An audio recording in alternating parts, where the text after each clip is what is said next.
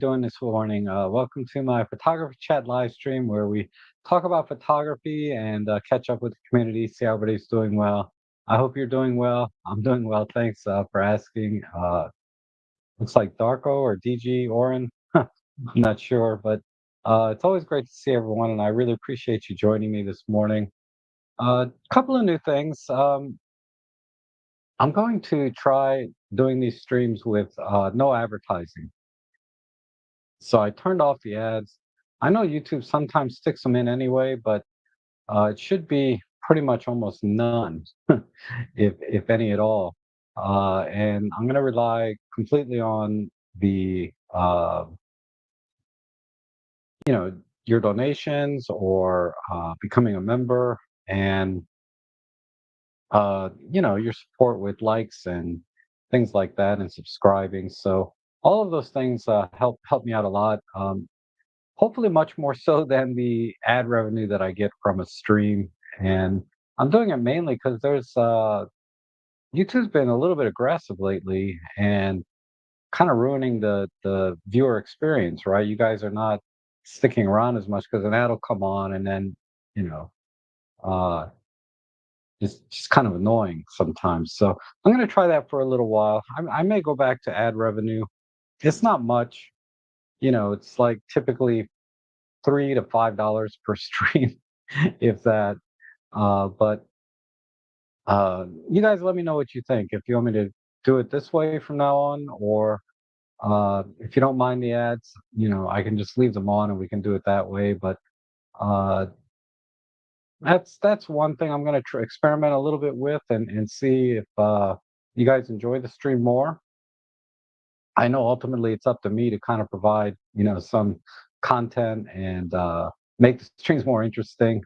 But I've been doing this so long, what you see is what you get pretty much. And I'm always here primarily just to help you out with your camera settings or photography and share thoughts on maybe new gear that came out and just have open discussions about this passion that we all love in photography, whether it be gear or the craft itself. So you guys, I leave it to you to drive the conversation. So it's generally I'm always doing an open Q&A. So I welcome your questions, comments, feedback, etc. But in any case, um, I see. I think it's Darko. It's weird that I haven't figured out why YouTube sometimes shows the username and sometimes shows the uh, user ID, which is a little different. It's like with an at sign. So I'm having trouble recognizing some of the names anymore based on what I see on the chat. So forgive me if I don't recognize you. I really miss having the actual names in there because I've come to know many of you over the years by your username, not your user ID. So it's hard. I can kind of guess. Like I think there's Darko and um, Thomas, and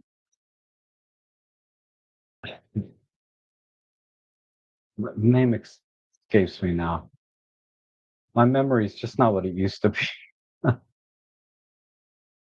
uh, but let's see. So we'll go ahead and just start. I see some questions from Darko already. So let me open up my chat window and it says good morning. Good morning, all from Darko and to the host as well. Thank you. And putting out to the group, how do you feel about Ricoh GR cameras and the new one coming? Okay.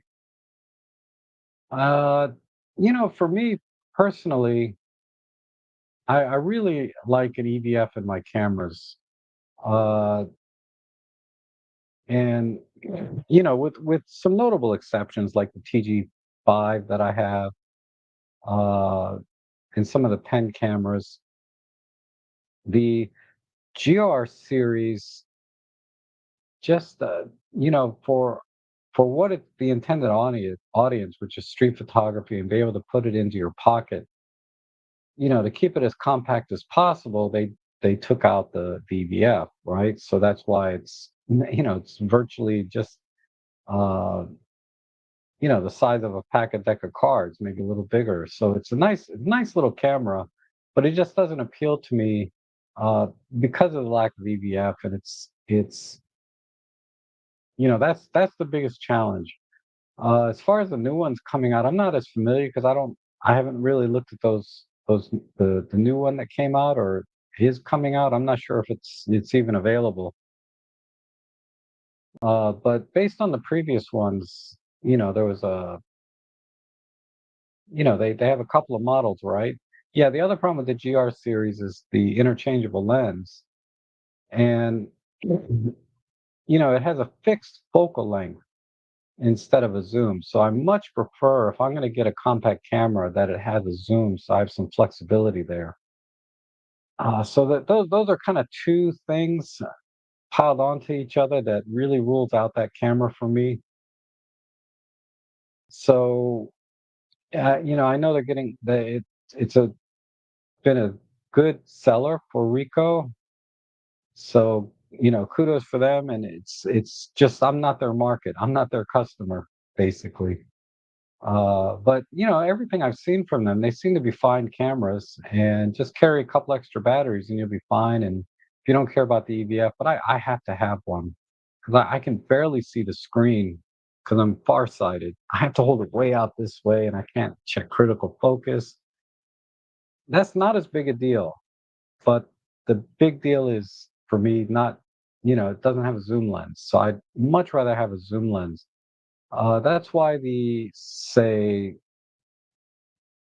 uh, other fixed lens cameras like a Leica Q3, the GR, medium format that just came out, and also the X100V or that X100 series. These cameras, I just was never able to gel with them. Nice as they are, they're certainly very nice cameras. But I think even adding the EVF like they did in the Fuji cameras wasn't enough to overcome my sort of hesitation of being having a fixed focal length and not being able to try different lenses.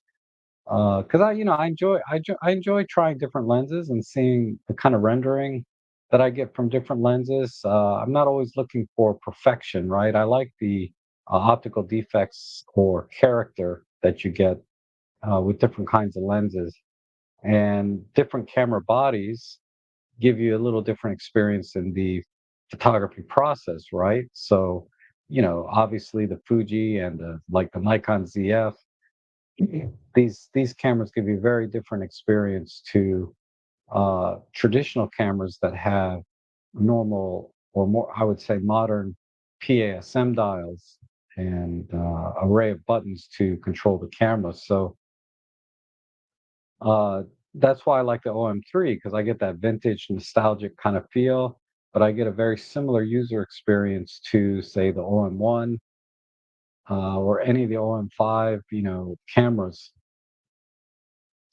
because that just makes more sense to me. Uh, so that's kind of where I stand with the Ricoh series of GR cameras. Is I'm just not their custom. Okay, and then also asks, just like CCD to CMOS changed the digital world, do you think global shutter cameras will eventually be the norm? It could be. The the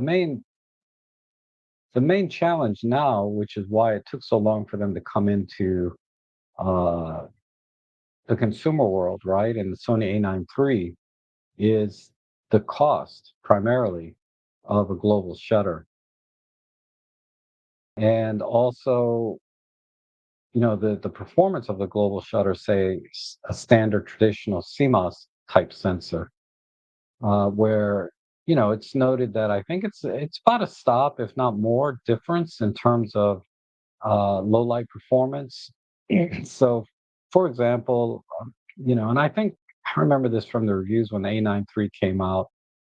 It's not ideal for, like, say, a landscape photographer that can get better noise performance, have lower ISOs, and potentially even more dynamic range. That I'm not quite sure on, but it would seem to make sense because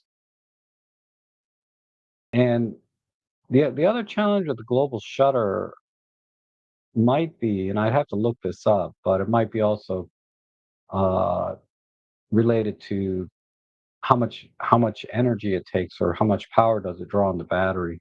It may not be any difference. I'd have to check the comparison between a CMOS and a global shutter.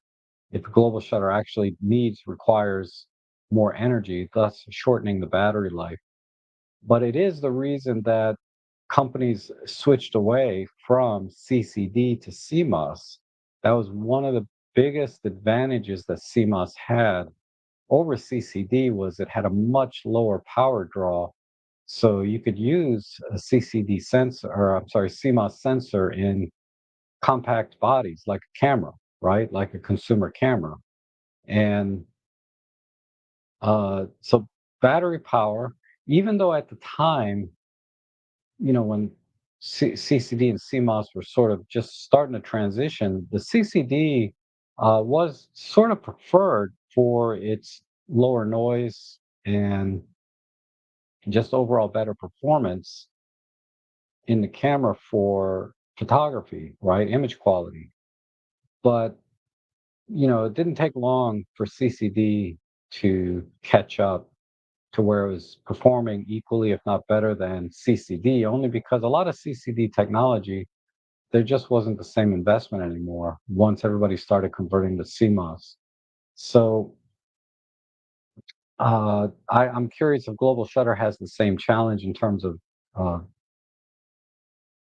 power draw, but we'll leave that aside.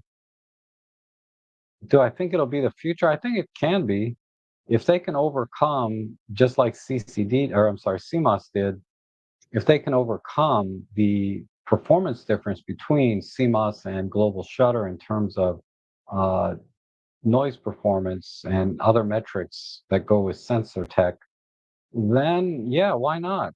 And bring the cost down. Right now, the cost is high, I would imagine, because there's not a lot of production. There's only one camera that uses it. But as more cameras start to use it, and as they start to uh, it's basically a numbers game, right? They need more volume, and then they can start to cut the cost of the production. I don't know if there's another layer of production that requires introduces cost to the sensor, but volume is a big one. And but yeah, I don't see any downsides to global shutters right now, other than the overall performance and cost. Performance, I think, will get there, and cost will eventually get there as well. But it could take years. Like it took years for CCD or CMOS to become sort of the primary uh, sensor technology to be used in digital cameras. So it might take quite a while before we start seeing global shutters coming into more mainstream cameras and even entry level cameras. In fact, even today, actually, some entry level cameras still use CCD sensors. I bought a camera just It's only a few years old. I don't know how old it is at this point. Maybe my memory's failing me. It's older than I think. I can look it up, but it was a Canon pocket camera. I think it was an IX or a Power Shot. It was a Power Shot something. And let's see.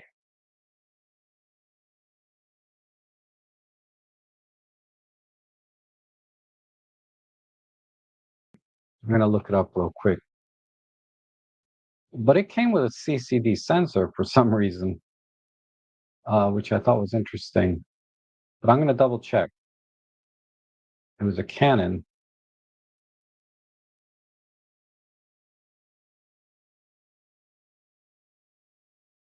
and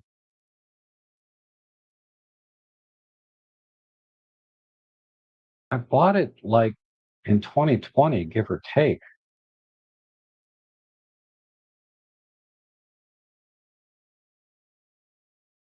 Are they not? Can't be that old.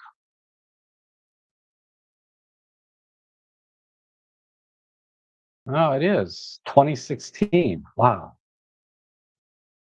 So it's 9 years old now. But when I bought, even in 2016, the whoops, the primary sensor used in cameras at the time were CMOS, not CCD. But you can see here that they listed it as a CCD sensor. So this is a curious choice, uh, in the modern camera world. But that's one camera that I have. Curious what this sells for on the used market because it's ridiculous. eBay, $200 for a beat up one. Wow, that's more than I paid. I paid a little over $100 for it, and I bought it brand new. And this old beat up one is $200. It's crazy. Okay, so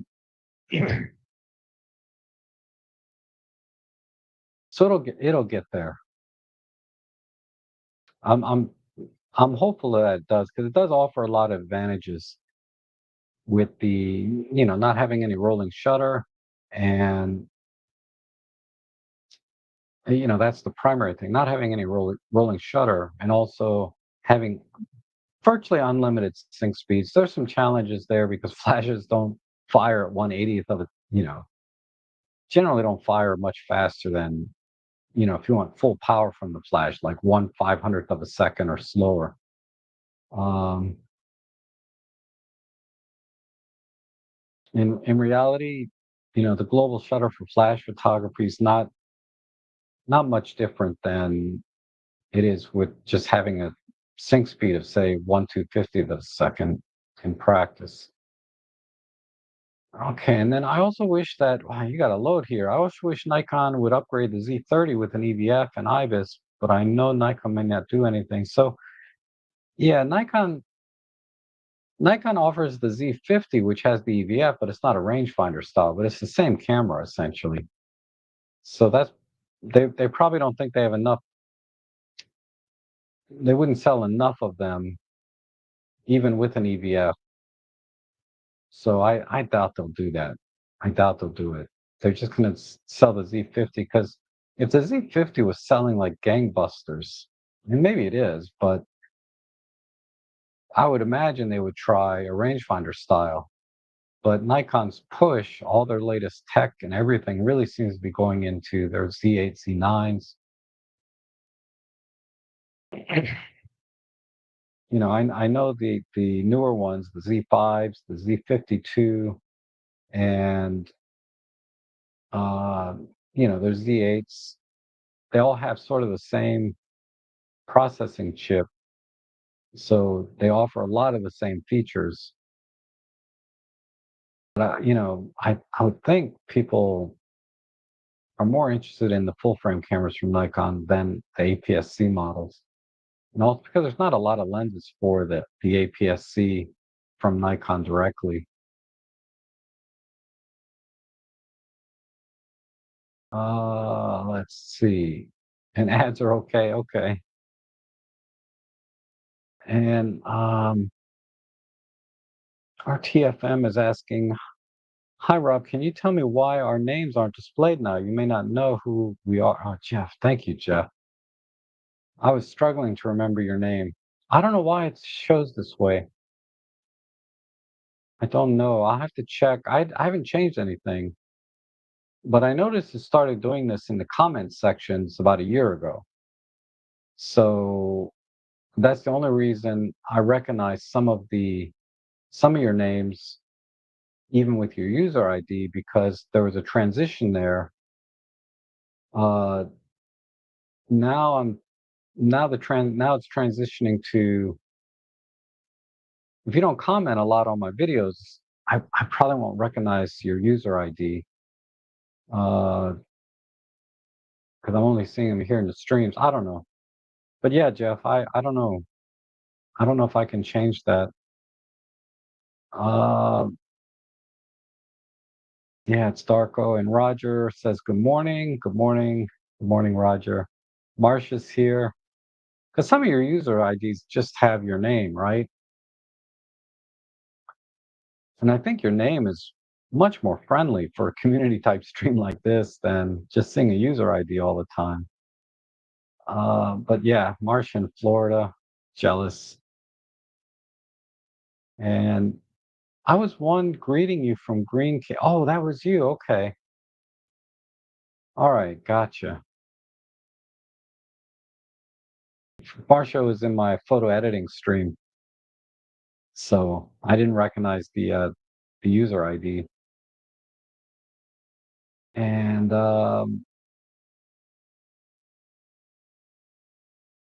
let's see, Chris at PETA was raving on about the Lumix GM5. Anyone here have one? Any experience? Rare as hen's teeth here in the UK. Okay, I've not used it. I mean, I've seen it enough, and I actually watched this video yesterday because he had his clickbait title, "The Greatest Camera Ever" or something like that. They always do a good job, though. They're fun to watch. Um, I don't have any experience, and I would imagine, yeah, it's kind of rare. I'm just reading rare as hen's teeth here. Yeah, it's the camera doesn't particularly appeal to me. Having a smallest, tiniest camera, I don't know. I mean, I think something like an OM5 is about as small as I'd want to go in terms of handling a camera. Because I fussed around with my pen, like I have a pen PL8 and TG5 and other small cameras. Uh, but honestly, they are making compact cameras. I think I saw another one from 1 Month 2 Cameras where she had a I didn't watch the video, but her thumbnail had like the old Panasonic Lumix LX10, which was a nice compact camera with the 1 inch sensor.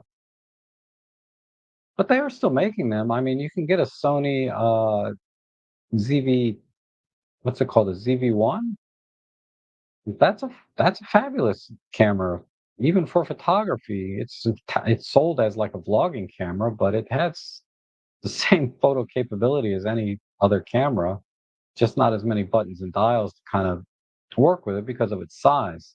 So that's why I like the OM5 type size because it has, the EVF, it has all the buttons and dials, the modern style with the PASM dials and custom dials and tons of buttons, right?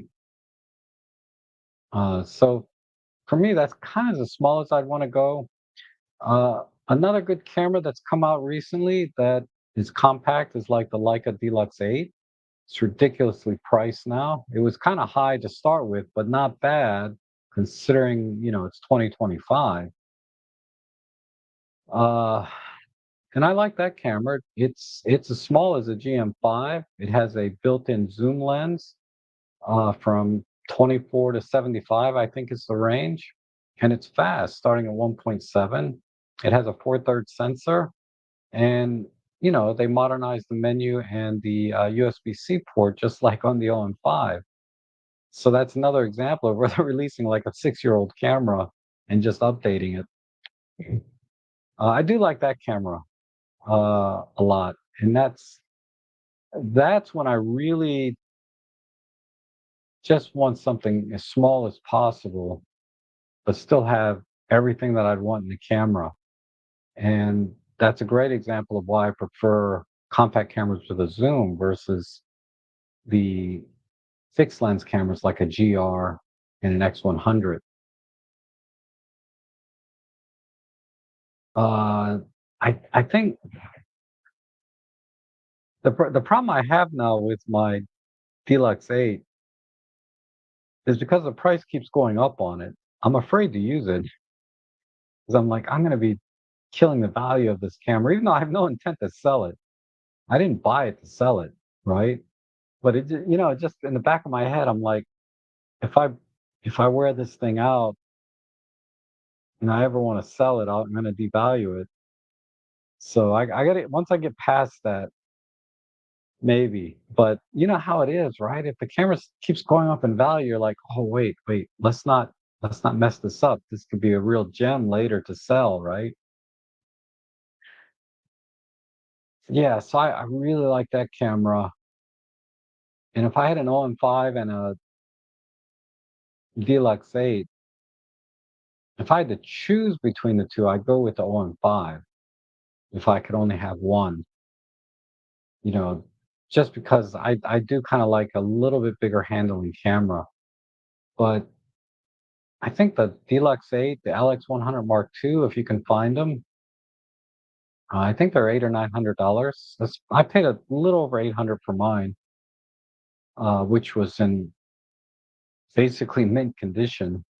And those are great compact cameras.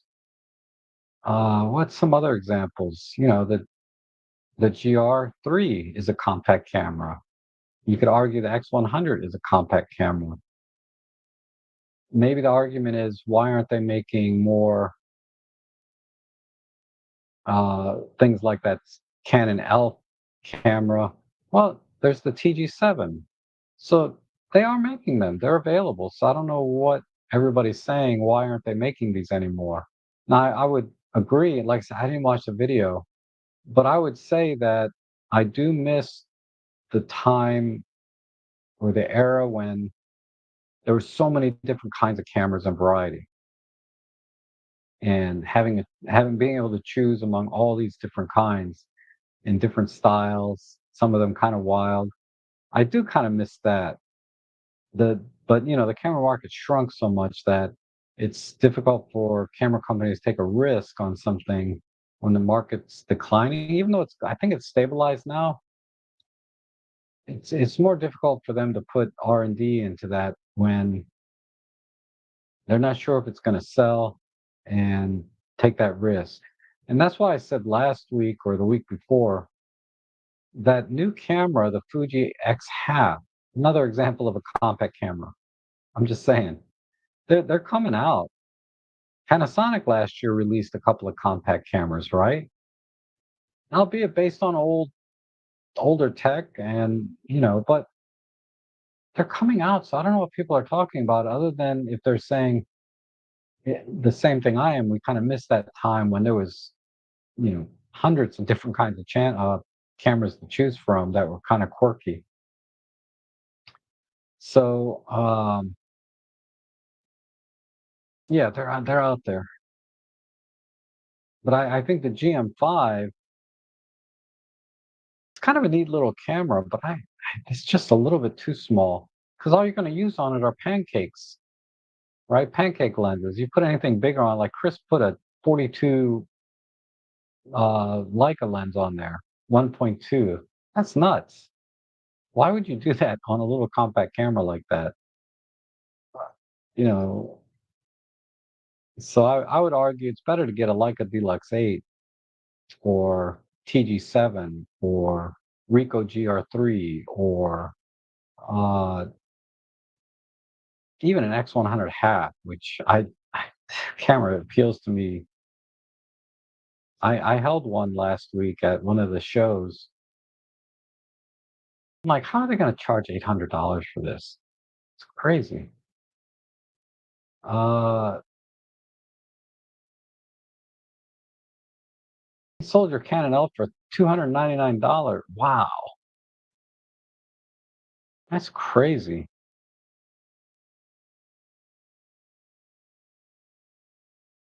And then Darko says he has or John says, has the GM5. Nice little camera, but don't use it much. Great for travel. Touchscreen functions. Has failed on mine, but works fine otherwise. And I think a lot of people, including Chris, they overlook the amount of R&D and engineering that has to go into miniaturizing features in, say, a larger body camera into something smaller. It's not a small thing to miniaturize things, you know.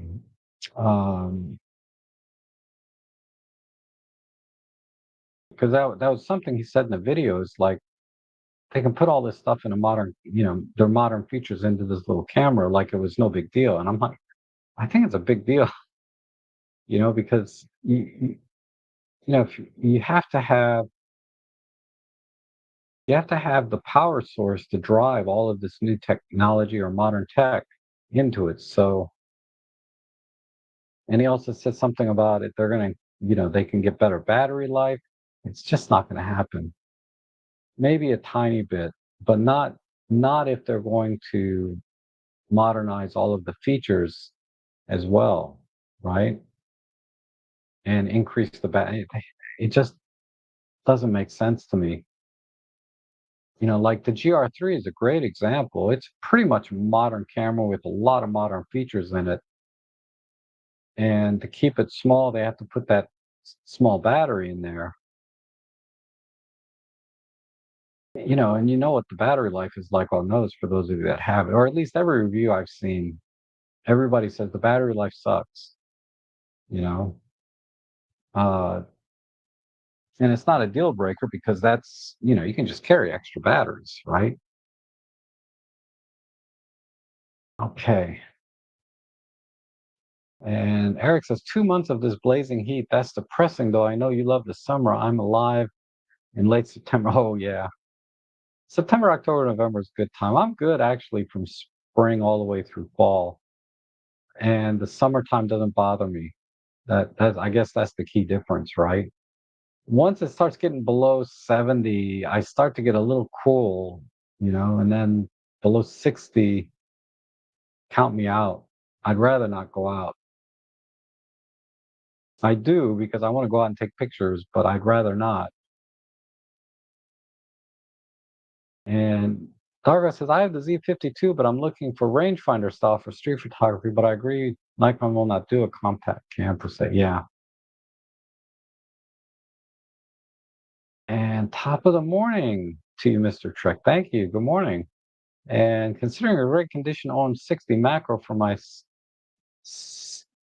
soon to arrive OM. Okay, gotcha. Any thoughts on this lens? Yeah. I don't know why I waited so long. I just got the lens a month or two ago. I'd only recommend it if you're going to do macro, but because it can do other things, but it's ideal for macro and close-up photography. If you get it for that, and it's on sale for like $400 here, that's a steal. That lens is so good, so I highly recommend it. Uh, Now, if you're planning on using it for the for anything else, just normal photography, it's very tight lens in terms of field of view, and in that case, I would recommend go with the 45-1.8 instead, and or even I would even recommend the Sigma. What is it? The 50 mil. It's a 55. I forget what it is exactly the focal length, but it's a 1.4 lens that Sigma has. I would get that for normal photography over the 60. Because you're getting two stops more light in, so you can do much lower light photography. Certainly a shallower depth of field. I would recommend the Sigma 50. I have that lens. I don't know what the focal length is. I never use it because I have it for the Fuji mount, and I don't get my Fuji out very much. But yeah, definitely for close up. So if you if you go to, I mean, there's much better examples, from other people because I just got this lens. But I have an album on my Flickr page of everything I've taken with, not everything, but a lot of things I've taken with this lens for close-up photography. So I'll give you a link to that if you just want to eyeball it, the kind of photography I've been doing.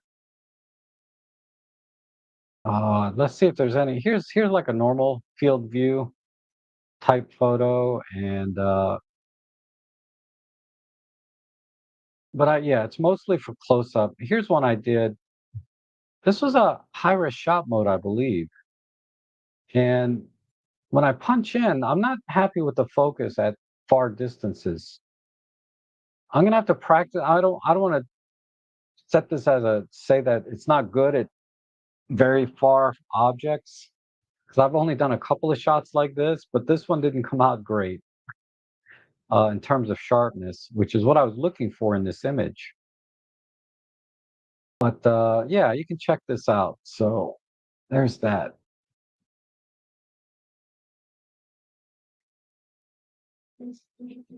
So there's a link to that photo album. Okay, and uh let me I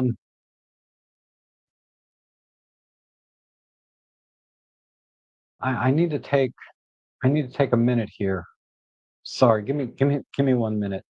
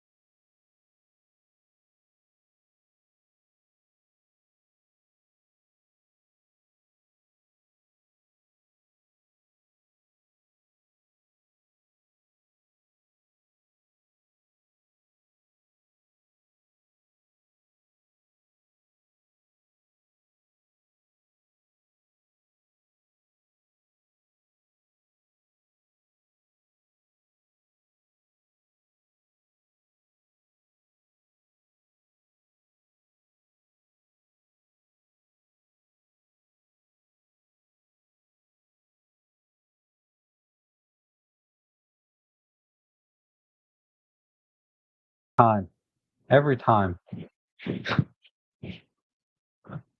I'm really sorry about that.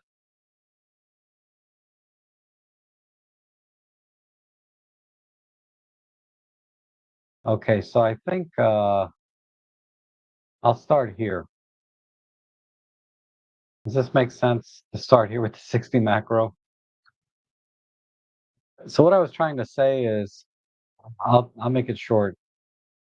I highly recommend the 60 macro if you're thinking about doing close-up and macro photography.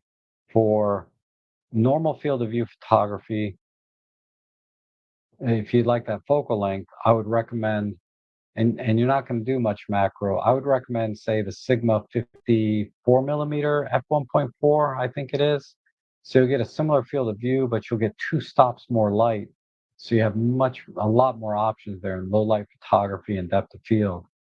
And the 60 macro is more of a clinical sharpness. I think the 55 or 50, whatever that Sigma is, 1.4, it's very sharp lens, but it has a little more character. The 60 macro is a little bit too clinical for that field of view if you're not going to use it for close up and macro photography. So you're getting this used. I assume I highly recommend it. If it's, and it's a lens that I wish I'd bought a lot sooner myself because it's great for flower photography, any kind of close-up work. It's an amazing lens. You can do focus bracketing and stacking in camera with that lens. It's an amazing, amazing lens that'll expand the features of your camera without spending a lot of money. You can get that lens used for probably $300 versus, say, it's on sale now for 400, but normally it's like 450, $500 all day long. So definitely get that lens for close-up and macro. As a normal field of view lens, it's not quite as interesting. And I was showing earlier the picture of that gazebo. I didn't think I performed great at normal field of view type things, but at close up, that lens is tack sharp. And not really a macro guy, but considering, yeah. So yeah, look at the 54 or whatever, the Sigma 1.4. If you just like that field of view.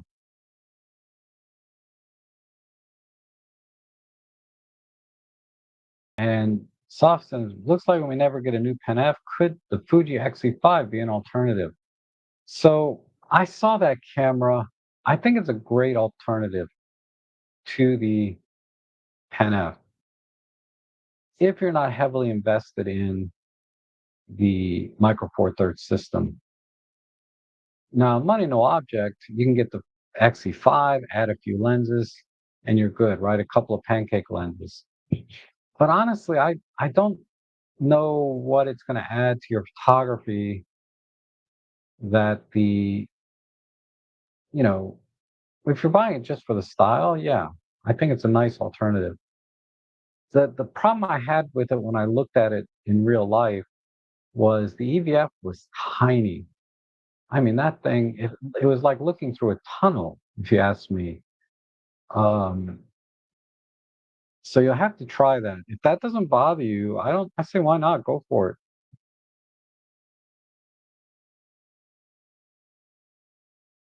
Actually, five.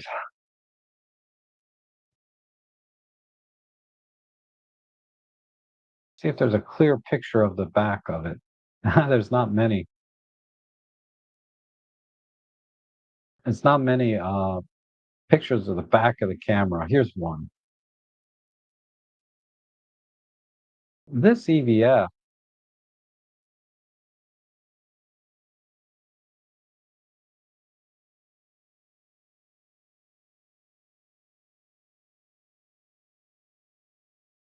this EVF is tiny, tiny right here. The pictures do not do it justice in terms of how small it is.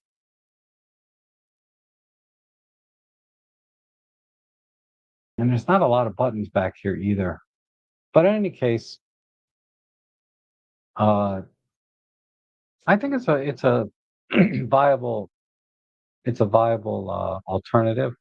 I wish they'd put the 26 megapixel sensor in it because a lot of the lenses you use for it will be compact lenses, which are not going to have the sort of resolving power that their larger lenses would, and that kind of defeats the purpose of using a small compact camera.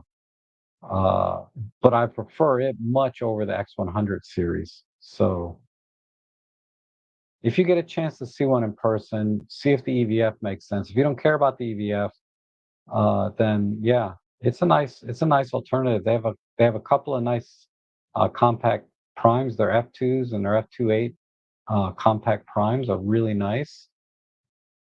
I don't think they have a very compact zoom. The 16 to 55 or whatever that is, it's not a compact lens. It'll fit on that camera just fine, and the handling's okay. But it seems to me the intent of that camera, the design, is really for using it with the pancakes and small primes. And in that area, that camera will be pretty awesome. Just a little pricey, right? It's like here, it's like they're asking 18 or $1,900. That's quite a bit. I mean, you're approaching what else would be competitive there? Not many, not many rangefinder cameras to be competitive with, but certainly competitive with a huge range of cameras at that price point. I do like the RX107 as a compact camera, a small, light, zoom, far from perfect and too expensive. Not that video. You have favorite of market picks. Yeah, the RX100. I don't think they make them anymore, and they're super expensive. So you can get the RX100 without an EVF. It's called the Sony ZV-1, and that's certainly a capable, like I mentioned earlier, it's certainly a capable camera. And Gordon says, I do like my RX. Oh, sorry, I just read that one.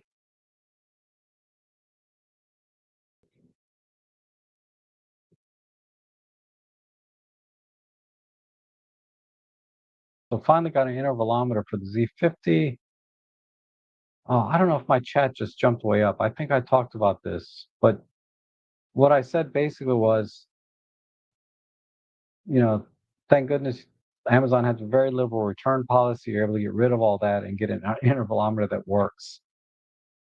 The key is, I think you can go TRRS to TRS, but not the other way around as you had uh, mentioned here. And then no audio. Yeah, this is where we lost the audio at 9:59. Hopefully we didn't go too long without audio. And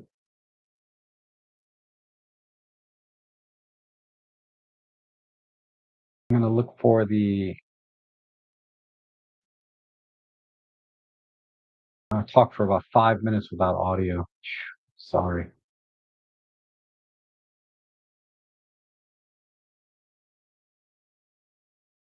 That's it. Oh, thank you, Paul. Thanks so much. Yeah, I normally do. I don't know if I got one today, but I get 20 bucks every now and then.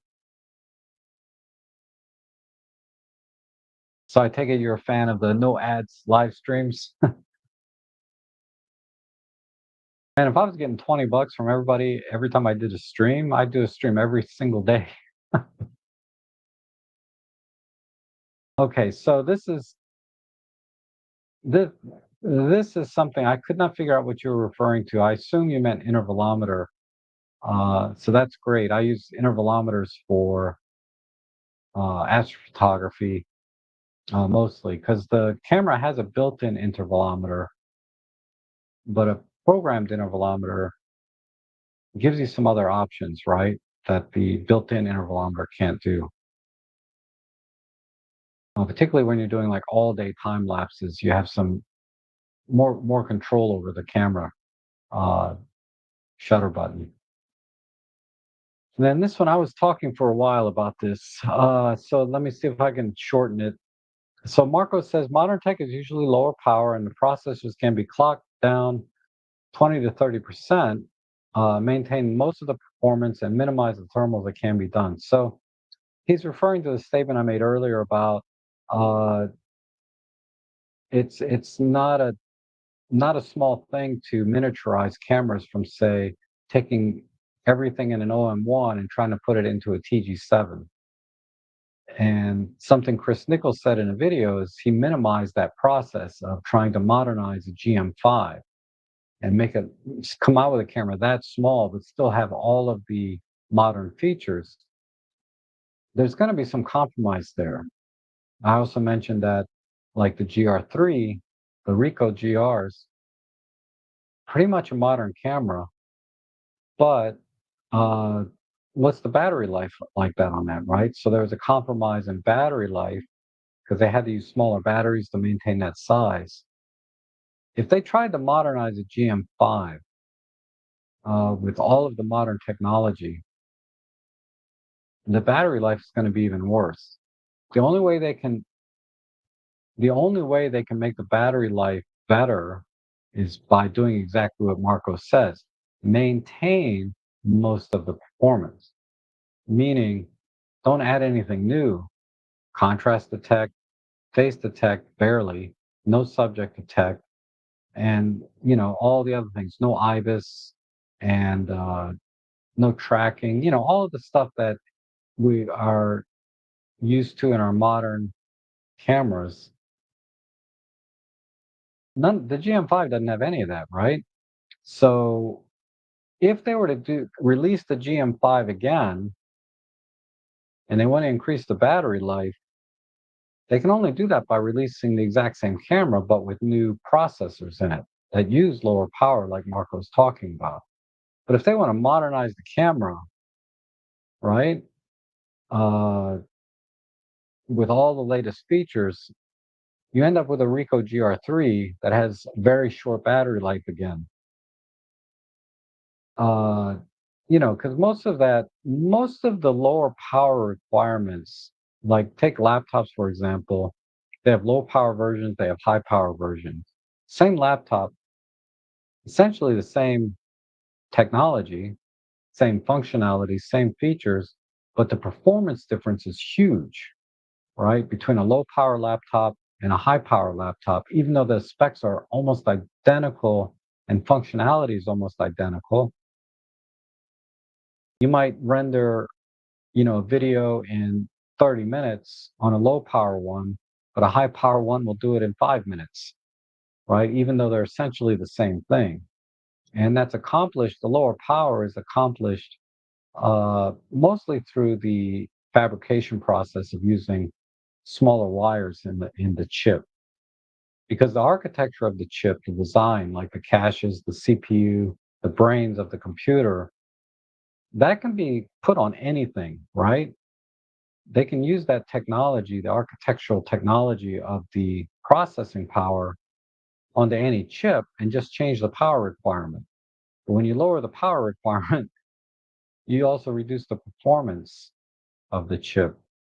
So yeah, so maybe they can modernize the GM5, give it all of the latest features, subject detect, excellent tracking and autofocus, maybe IBIS, and whatever else is out there, right? All the computational things that we enjoy with our own system cameras.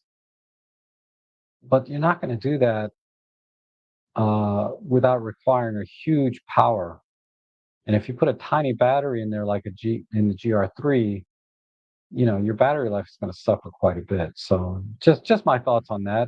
I don't disagree with what Marco said at all.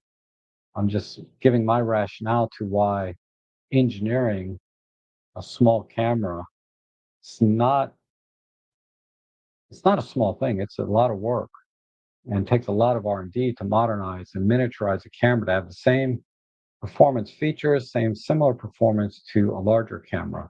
It's not easily done. Okay. But the key to this statement from Marco, I think, is maintain, meaning have the same features and performance as the original GM5, but use less power. They could certainly do that. But who's going to buy a camera that has, sucky autofocus and none of the modern features that we're used to, right? Okay, let's see.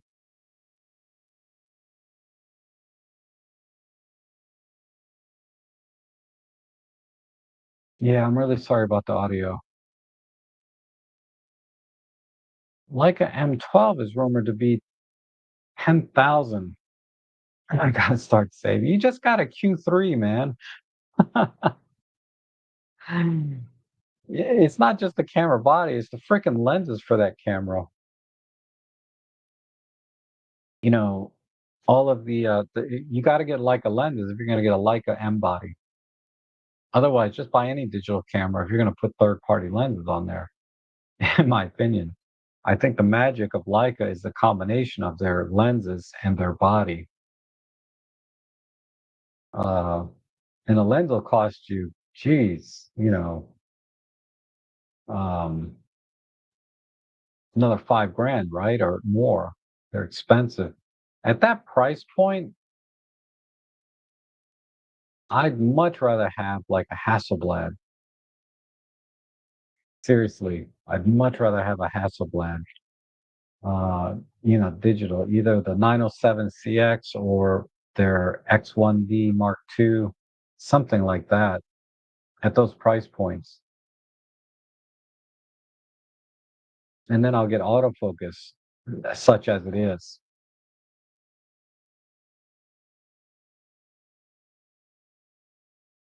And Peter says, am I in the minority? I always use the EVF, never could handle the glare on the screen. To me, part of the experience is the Zen moment in the EVF.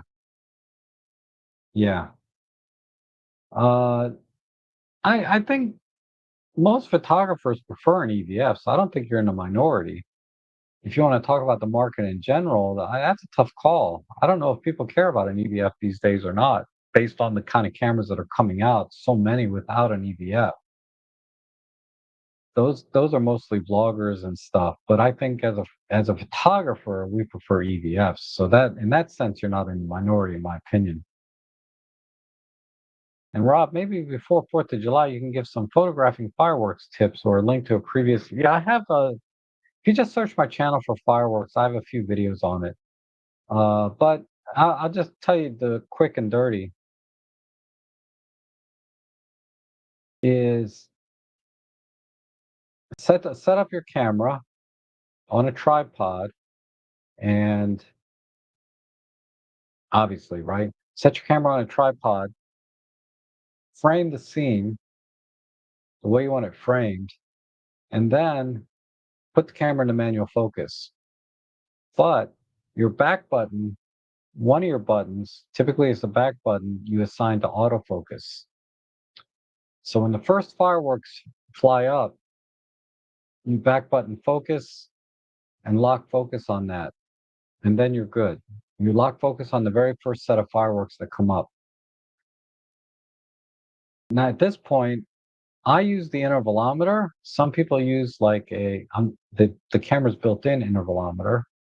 Some people prefer to use a remote trigger and control the camera as it's in start to exposure when they see the fireworks come up, and then let go when they think the fireworks have bloomed completely or they've captured the scene that they want.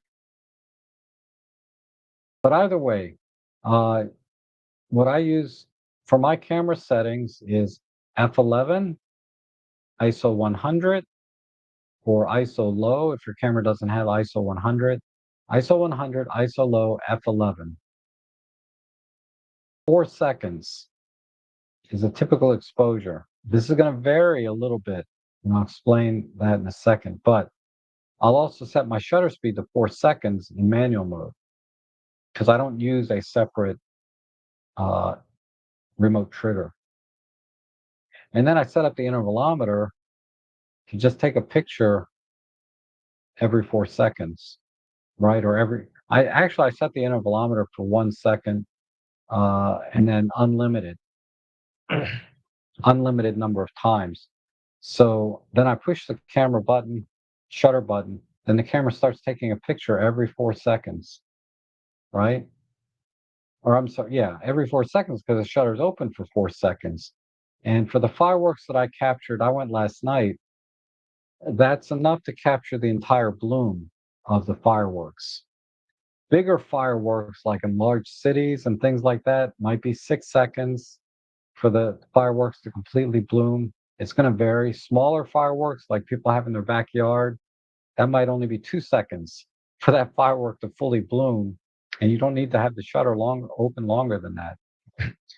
So that's what I do. And what that allows me to do with the intervalometer is I capture more than enough images for the 15, 20 minutes that the fireworks go on to sift through and use. But if you want the most absolute control, using a button is fine.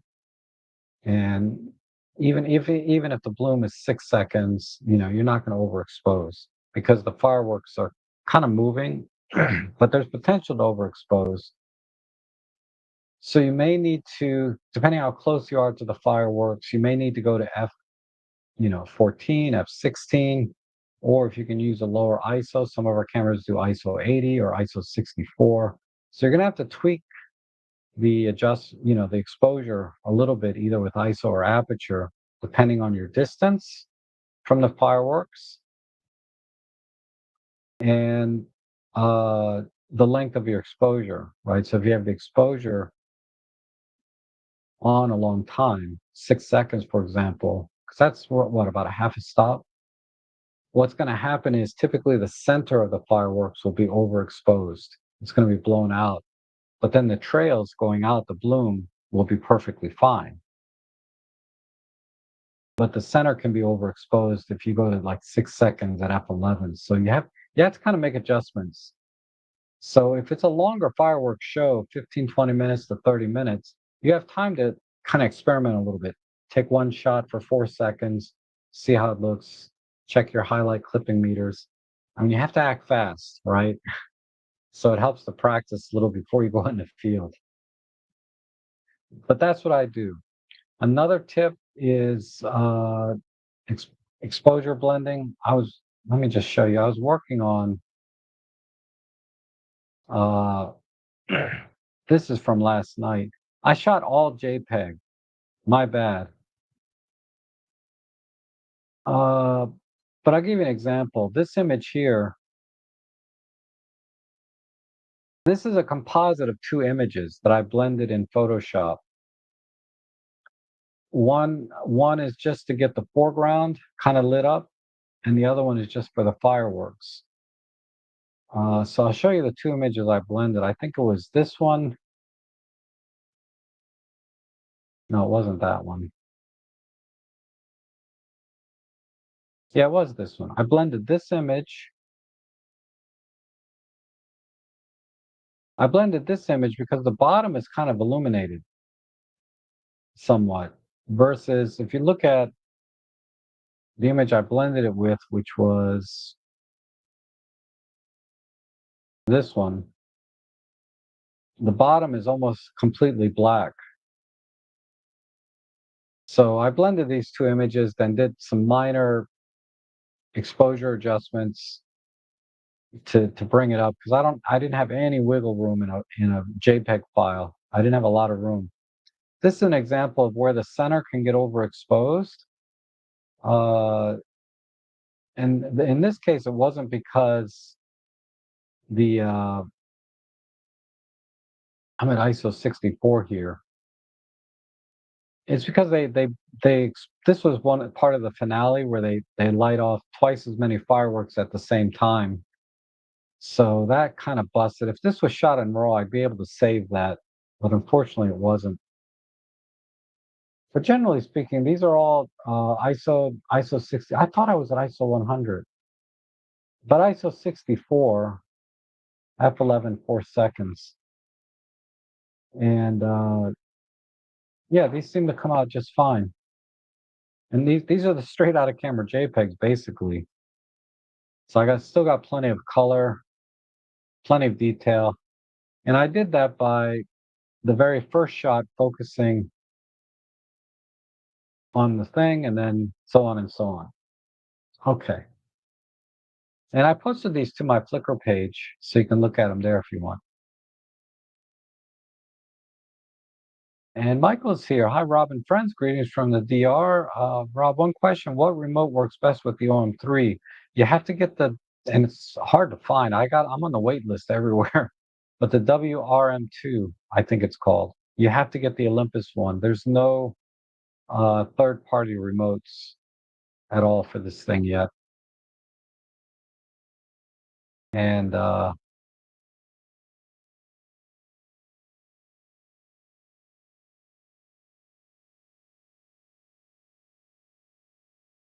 I wanted the X Pan back then, but I was too young and had not had the money. Yeah,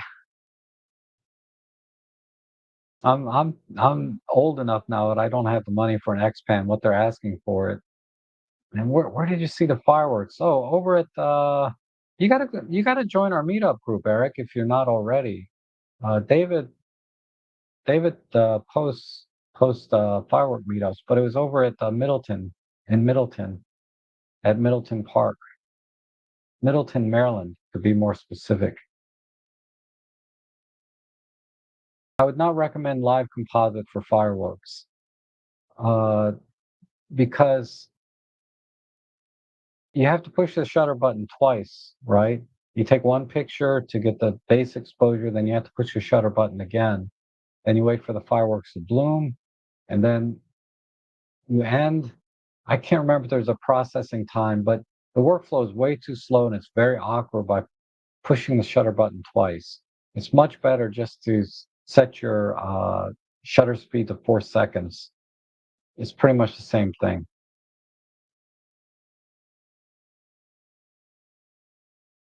And Baker says, I use live comp. Yeah, I don't like that workflow. I just set up 4 second timer, intervalometer. Then I can just sit there and enjoy the fireworks while the camera is doing its thing. I don't have to sit there and monitor it and watch it. Because if I'm watching the fireworks with a remote trigger, that's okay, but it's not the same as kind of relaxing and talking to your friends and it's a much more casual way to do it when you have the intervalometer doing all the work. Middletown, Maryland. Okay, thank you, Walter. How you doing, by the way? Good to see you. And Anthony, thank you so much for your support. I really appreciate that. Becoming a member is the best way to support my channel here. It's greatly appreciated. Wow, I'm all caught up on the chat. That's pretty freaking awesome. Even though that little uh, mess up in the middle. So let me go back to my firework page. I'll elaborate on this a little bit. Uh, so I captured 154 images. I've already kind of um, pruned them, but this gives you an idea of using a 4 second intervalometer. You can see most of the time I captured the full bloom. Every now and then I'll get, well, this is actually a full bloom photo too. I don't have to do anything and just make adjustments based on uh like I was saying, based on the exposure or the time of the bloom. Sometimes it takes a little longer. Framing is very important because some of these fireworks go up pretty high, and you can see I lost some of the top of that firework. Uh, but yeah, here's another example where I blended two of them because some of these, what I did was is like this firework here, it's not very interesting, but it was raining, so I got water spots too. But the bottom is exposed. So I use this image, the bottom part of this image, to blend with, say, a normal firework, which has nothing, very easily in Photoshop. So I could take this one and this one, and then I just do export to application, Photoshop. Uh, I'll just do another one real quick.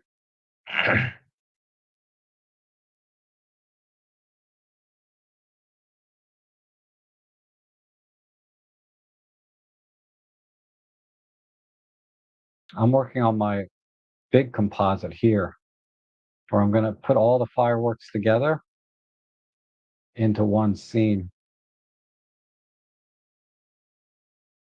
But I'll take this image, put it over here, copy it on here, and then just add a layer mask and a gradient. Oops, let me do, and a gradient to bring that in, something like that. And then flatten the image.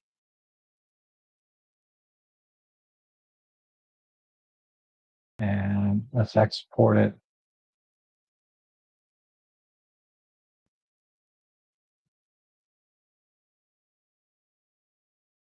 JPEG, blend.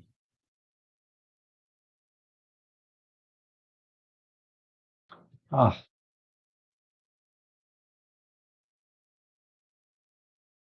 and now this should be over here somewhere.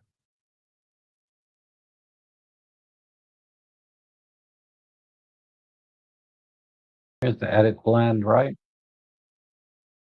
And then I'll just do some, I might do some additional editing here like this and just bring this up like that. Just push the shadows a bit. Adjust the white balance a tiny bit.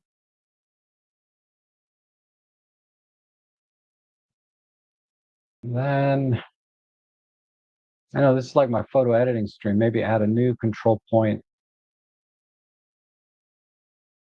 just on the water here for these little spouts and increase these. Anyway, that's just a quick and dirty. Straighten the horizon.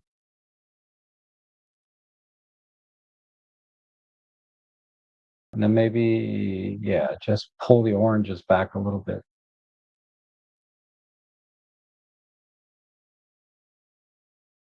Okay. That's how I do my fireworks typically. Yeah.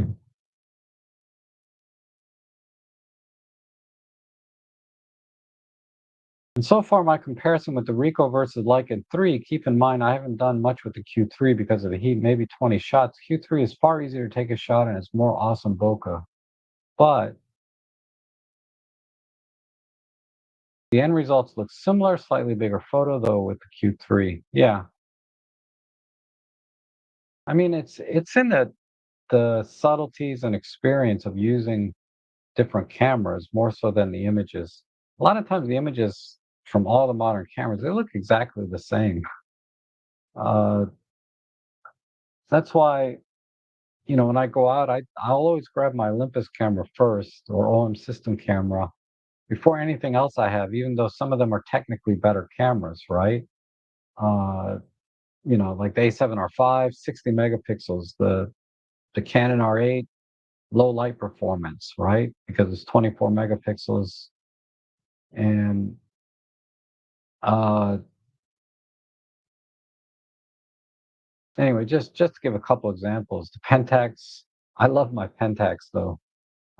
It's monochrome, but I can do a really nice monochrome in the OM3 or Pen F, right? But yeah, the Pentax is just a little bit different. The monochromes are really amazing, but it's not like I said in a blind test. A lot of people probably wouldn't be able to tell. Yeah, you shot this with a monochrome camera. You shot this with a color camera and converted to monochrome. It's tough to tell sometimes, but it's about the experience of using the DSLR, this bulky, heavy camera, and seeing the tonality of the raw black and white images and sort of the challenges and benefits that come with that, right? The challenges being the highlights get blown very easily, much easier so than in a color camera. But then the tonality you get across the rest of the tones are really amazing. It looks very low contrast at first, but then the flexibility that you can get, I don't know. So even the experience with the raw images from that Pentax I find very enjoyable. And I think the difference between, say, the Q3 and the Ricoh, those are the kind of things you're going to have to look for. I noticed I shot with the Q3 and I forget what Olympus camera I had at the time. I shot them side by side and I did notice a very subtle difference in the color in the raw images. And it was very difficult to get them to match. In the Q3, the colors were better, particularly in the blues, or I like the hue or the shade of blue that I got with the Leica over the OM system or Olympus camera that I was using. Now, that said, it's a digital file and you can get colors to almost anything you want them to be and ultimately duplicate exactly the colors between a Leica and a OM system camera. But it's not the same as getting it the original raw file in the colors and tonality, the separation and the lenses that you use. There's just differences, right? Very subtle differences between cameras that, I think for the average person, it doesn't make any difference. But for people looking for it, and enjoy it, why not, right? Uh, Pentax monochrome being the most obvious or glaring difference between editing a monochrome file and editing a color file and converting it to monochrome. Oh, Shri, yeah, I saw some of your images, Shri. I wiped my lens down a couple times and then I put my hand over the lens to kind of keep the rain from dropping on it, but I still had to wipe the lens sometimes. It was pouring rain. It started raining just about 5 minutes before the fireworks started, and then it ended about 5 or 10 minutes after the fireworks were done. So it like rained right on us. I'm like, really? Oh, I moved over to under a tree to try to minimize the rain because I didn't have an umbrella or anything. I went under a tree and that didn't work. Then I went back over to the group. It didn't work under the tree because the fireworks would go up over the tree and I was just getting branches and not seeing the bloom of the fireworks. But it was fun just being out there. That's part of the fun of photography, right? But I took a pretty hard fall because we were on a hill that goes into a lake, right?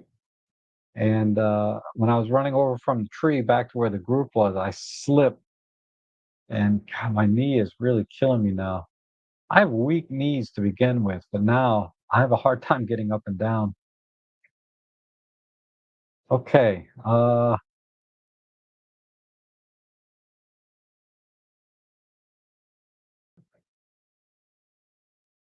my wife, I'll come with amazing photos she's taken on her iPhone 16. It's extraordinary how much phone cameras have evolved. Yeah. But you have to give a lot of credit to your wife because to take a terrific image, it's not just about the technical specs of it, right? It's about the image itself. Um, clearly. And there are rumors of a Hasselblad X Pen. Okay, I haven't heard those rumors, but that would be crazy. Crazy expensive too, I bet, right? I saw a camera where the lens kind of rotates on an axis like this to capture the image. I forget where I saw it. It was on YouTube somewhere. That was kind of a cool camera. That might have been the X Pen. I can't remember. I think the X-Pan is just a fixed lens with a wide field of view. But this camera was kind of like it just had a mechanical rotation of the lens. And my audio should be good, Marcia. I'm not seeing any issues on my end. But thanks for the heads up. And Eric says, guess my point is I see what you mean now on Sony when you bought it. Any camera can do pretty much the same no matter the cost. However, owning a Leica is really my goal. The red dot. Yeah, I'm with you. I would love to own a Leica one day because it is a very different user experience. Having the M mount, using the actual rangefinder to focus, I have a film rangefinder that gives me a similar experience, but to have a digital rangefinder would be different, right? Using Leica M mount glass would be amazing. So that's one day. If I had money, no object, I would get one. But that's going to be a long way away, if ever. But maybe before I die, I'd like to get a Leica M mount digital and use M mount glass. But man, I ain't got 15 to 20 grand to drop on a camera. But the Q3 is a really great compromise if you don't mind the fixed focal length. And you can crop in uh, quite a bit, right? Because it's got a 28 millimeter lens. You can crop into, I think, 40 millimeters and still get 20 some megapixels out of the image. And you can crop in even more, like 75 millimeters, and still get 10 megapixels, which is more than enough for most photography. But the magic, I think, in the Leica is using it in full frame with the full frame lens and not cropping and enjoying and shooting wide open. Leica touts shoot wide open with your lenses. So if you get an f1.4, shoot wide open at 1.4. I forget what the aperture of the Q3 is, but they designed their lenses specifically to be shot wide open. Maybe they can be a little sharper if you stop them down, but they're not, they're designed to be shot wide open and give you the character of that wide open aperture onto the sensor. Getting the full image circle onto the full frame sensor. That's the way to shoot Leica. You obviously taught her well. Yep. And sound is good. Thank you. Leica, when you win the lottery, yeah. I don't play the lottery though. So I have the Leica M42 from 1978. Nice. It's from my grandfather. Also, two incredible lenses, the 35 and the 50. Wow. Very, very, that's awesome. Leica film cameras are actually within the realm of possibility. Like, I actually have a credit card that I could put it on. I don't have any credit card with the kind of limits I would need to get an M11. I would have to spread it across like 3 or 4 credit cards and do one of those, but a film one, I've seen film like, I'm thinking like an M3, double stroke for less than 2 grand, and then you can buy an old, 50 millimeter and 30 well, the 50 millimeter, you can get those for about maybe a grand to 2 grand, depending on the condition. Uh, more if it's like a mint, but they're hard to find at this point. Yeah, I haven't played with the crops yet. Really only done 2 postable photos so far. When it's not 100 plus in temps, I'll try street, yeah. I look forward to it. Yeah, a friend of mine, David, he bought one, a Q he got the Q2, and he really liked it for a long time. But recently he bought the Nikon ZF. He loves that camera more than his Q2, I believe. So that was a little surprising. He bought the 24 to 105 S lens and the Nikon ZF, and he just loved that camera.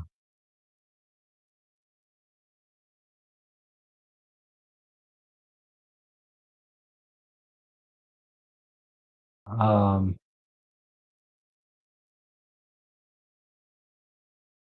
okay, let me talk a little bit about. And Walter says, check out Johnny Matry. Okay, never heard of him, but that sounds cool. Uh, so the OM5 Mark II is out, and I'm kind of gassing for it because of the color. The USB-C port and the new menu system are not motive. They're nice to have, but they're not the reason I'm interested in that camera. It's primarily, and of course, I'm speaking from somebody that owns an EM5 Mark III, which is what I used. uh, last night. It got rained on, so when I got home, I know it's weather sealed, but when I got home, I took the lens off. I opened up the display. I opened the battery door, took the battery out, and I opened the memory card door, and I let it set. And I'm just gonna let it just completely dry out inside and out. Nothing got in. The camera was working, but it's just one of the things I do. If my camera gets wet when I get home, I just uh, I just open it up as completely as I can so it'll dry out. Because I was using the lens that Marco sent me, the 12 to 32 for the 12 millimeter focal length. Man, there's a giant smudge. No wonder some of my images are blurry. There's a giant smudge on the front. Anyway, uh, so the OM5 Mark II uh, also offers better autofocus. So did the OM5 Mark I. OM5 Mark II maybe a little better, who knows? But there is a substantial increase in autofocus performance from the EM5 Mark III to the OM5 and now the OM5 Mark II. The biggest jump being between the EM5 Mark III and the OM5, and then a minor jump maybe OM5 Mark II. So that's interesting. Another big thing is the customization, where I can assign custom modes to buttons or maybe even the dial, but at least to the buttons. That's a big deal because it is a pain in the you know what to use custom settings in the M5 Mark III. And that is a big part of my workflow when I'm in the field, being able to switch the camera from being my landscape camera to my macro camera to my bird photography camera to my street camera. I can save settings in each custom mode for each kind of photography. And if you're dedicated photographer to one genre, then you can say have your bird in flight mode, bird on a stick mode, small bird mode, large bird mode. You can set up, you know what I mean? You know where I'm going with, right? That custom mode, being able to save custom modes is huge for me, right? The way I use my own system cameras. Uh, and the M5 Mark III, you got one on the C dial. You cannot assign custom modes to any of the buttons to recall them. And the only way to get C2 and C3 is to dive into the menu and recall them and try to remember what mode you're in and make sure the camera's in the same mode. So if you recall a shutter priority custom mode, but your camera is in aperture priority, you're not going to get all of the settings. You have to make sure it's it's unreasonable, right? That's one of the biggest faults of this camera is the custom modes. So, and then having the My Menu is huge. Getting a shortcut to my most used features, having the My Menu in the OM5 and the OM5 Mark II, even better in the OM5 Mark II now. These are substantial upgrades for me to the M5 Mark III. I'm not expecting, as many people have, and this seems to be everyone's biggest problem is no subject detect, no, same sensor, basically the same autofocus. They're talking about the actual image quality performance of the camera is unchanged. I agree 100%. It's unchanged from the M5 Mark III. And if all I was doing is point and shoot, one shot here, one shot there, yeah, don't upgrade to an OM5. But when I use my OM cameras, I'm definitely diving into and taking advantage of every feature that makes the camera so versatile, the Swiss Army knife for me. And the M5 Mark III is handicapped in that sense because of the custom modes. Uh,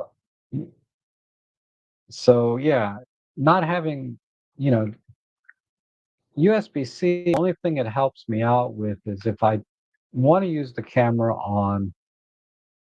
for astrophotography on one of my trackers, the camera is very lightweight. So it makes a big difference in the tracking, right? You don't want a big, heavy butt camera on your tracker if you can help it. Now, if you have a more expensive tracker, it's irrelevant. But I have the cheapest tracker you could buy, and I don't like dealing with counterweights, and I have a counterweight, but it's much simpler if your camera doesn't weigh much. An OM5 would not weigh much. So as soon as uh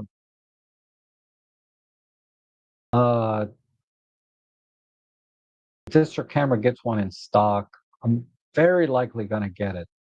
Even though my gas is tempered a little bit, when I think about not only the color but the workflow and the way I use a camera, the OM5 Mark II will be so much more practical for me, and not because of the USB-C. It helps, but not because of the USB-C, not because of the menu system. New menu system is the old menu system. It's just not exactly. I'm exaggerating. It has a new menu system, but the my menus are big. The custom modes are big for me in terms of workflow, and uh, and then of course that awesome sand color. I love that sand color. That was almost all by itself enough reason for me to get that camera. And I can justify purchasing it now because of the custom mode. I'm just justifying in my head. I don't need that camera. I don't need it. I have an OM1, I have an OM3. Workflow is perfect on those cameras. And performance is better. I would argue even image quality is better. But I think the biggest challenge with the EM5 Mark III, as well as it's going to be the same on OM5 and OM5 Mark II, is lack of subject detect. That that pretty much eliminates it quite a bit from doing birds in flight, like small bird, backyard birds, not big birds, raptors, ospreys. These kind of birds you can do with an OM5. They're pretty big. They're going to fill the frame. The camera's going to autofocus. Maybe not on the eye every time. Like the OM3 and the OM1 do much better eye focus for birds in flight. But uh, for larger birds, I'm not too worried about. I can get away with an EM5 Mark III even. But for the tiny birds, the backyard birds, uh, these kind of birds that move very fast, to get them in flight, that's tough. That's tough with the OM5 and EM5. Another hard thing with backyard birding is you can only burst 10 frames per second with continuous autofocus. And without the bird subject detect, the tracking in the camera is terrible. If the bird goes from point A to point B perpendicular to your focal plane, camera cannot keep up. It's not going to track it, and the bird will be out of frame before it even sees focus again. Whereas the OM3 with subject detect, it will track that bird as it crosses the initial focal plane and reset the focal plane. It'll keep focus and it'll focus on the eye a lot of the times. Not every time, but a lot. Enough for me that I'll capture at least a few good frames in a sequence. So for birds in flight, particularly small birds, OM5 EM5 is a train wreck. It doesn't have fast enough frames per second, and hence the pro capture is also very limited. So for this kind of wildlife photography, that's where you really want to look at a OM1 Mark One. If you can get it for almost the same price as that camera, that's where you want to go. Uh, because I'll show you some examples. Let's see. I have a backyard birding. I've been using the EM5 Mark III.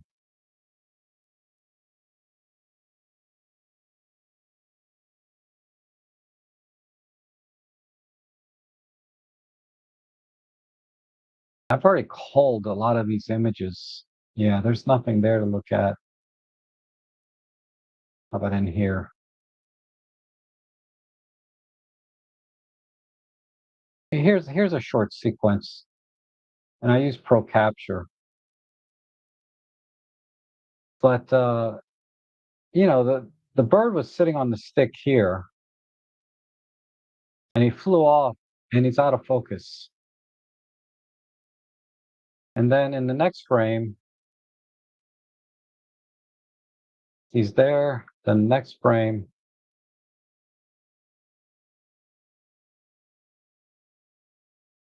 just completely out of focus at this point, because the EM5, the OM5 would not be any different. It's not going to be able to handle it. Let me see if there's another sequence here. And mind you, I believe I'm at 10 frames per second on these. So there's one frame. There's the next frame. No, this has got to be a 30 frame per second sequence. I can't tell. I can't tell from this. Let me see.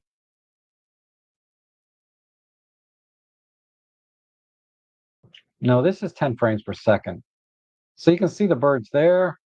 The next frame, he's kind of hovering. The next frame, he's starting to land. And now he's landed.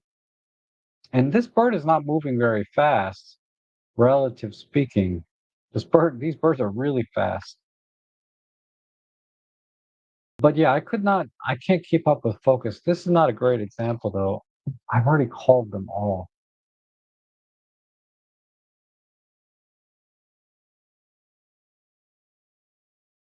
Yeah, this is the only sequence I kept there. Let me look in here one more time.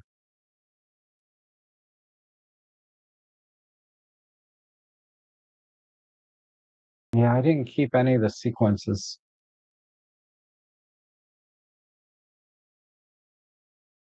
And yeah, nothing here.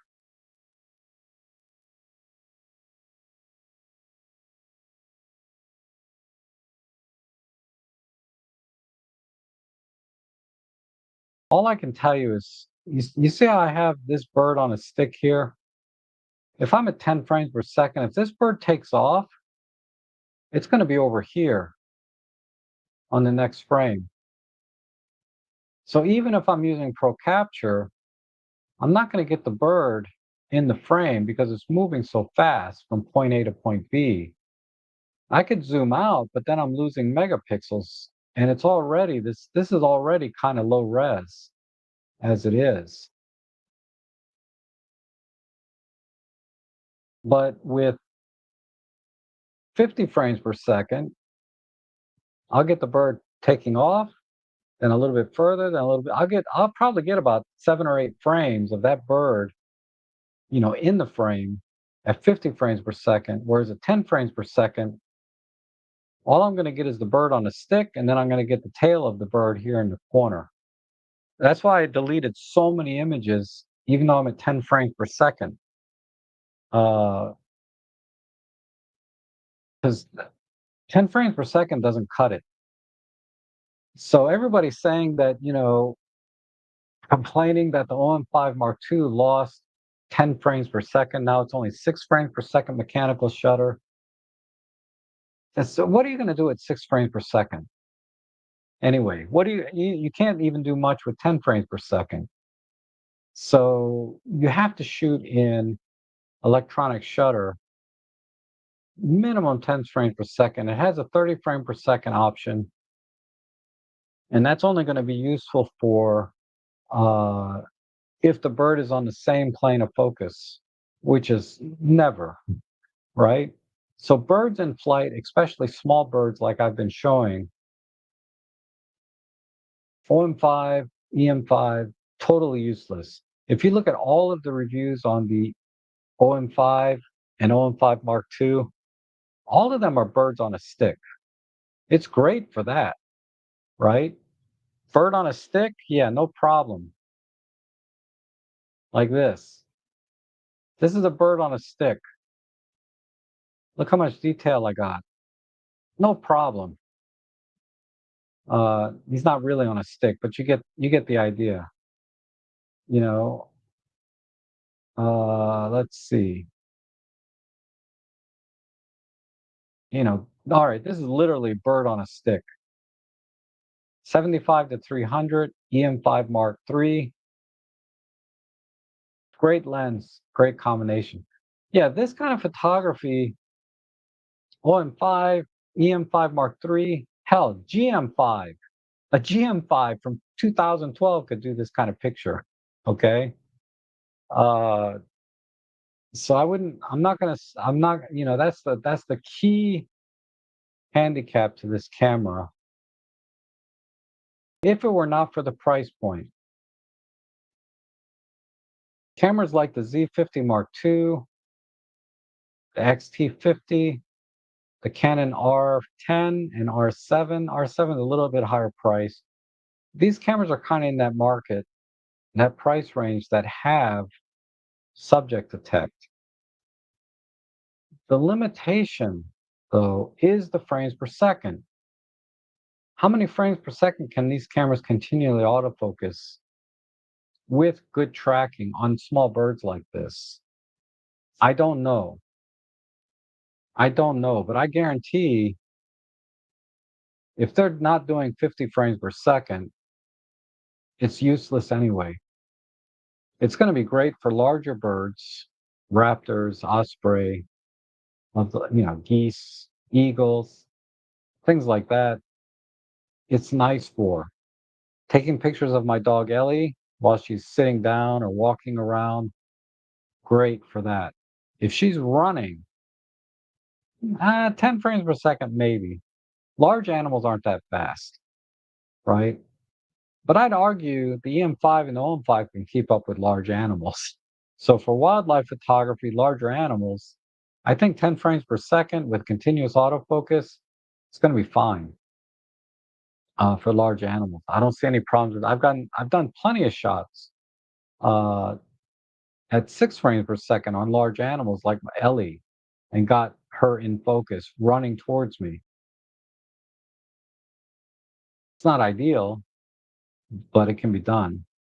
So I think the OM5 is going to be awesome for everything but this kind of subject, like small birds, backyard birds flying around fast. If you want to get, because the birds are so small, you have to zoom in so tight to get the bird to fill the frame.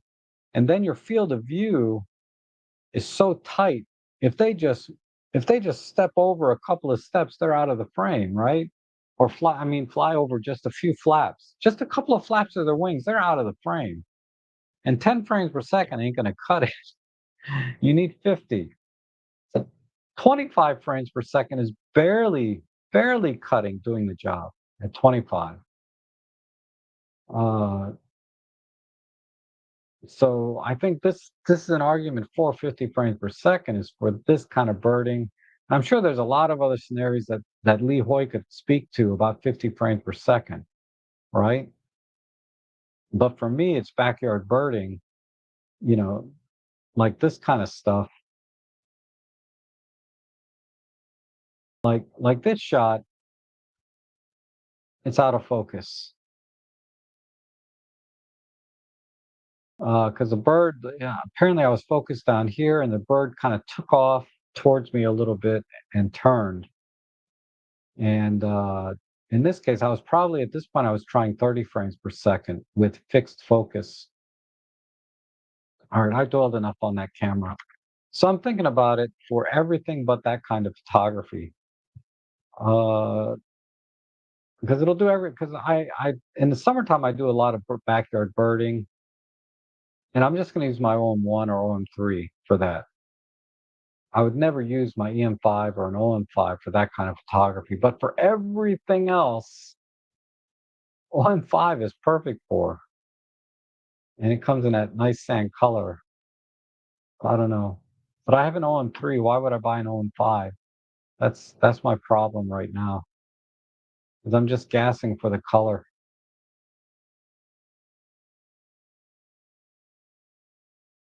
And let's see. Anthony's in the house. Says having fun using the 12 to 100 f4 or close-up photography using handheld focus stacking when photographing yellow lady slippers. Yes, at 12 to 100 and the close focusing, most of the pro lenses have very good close-up capability.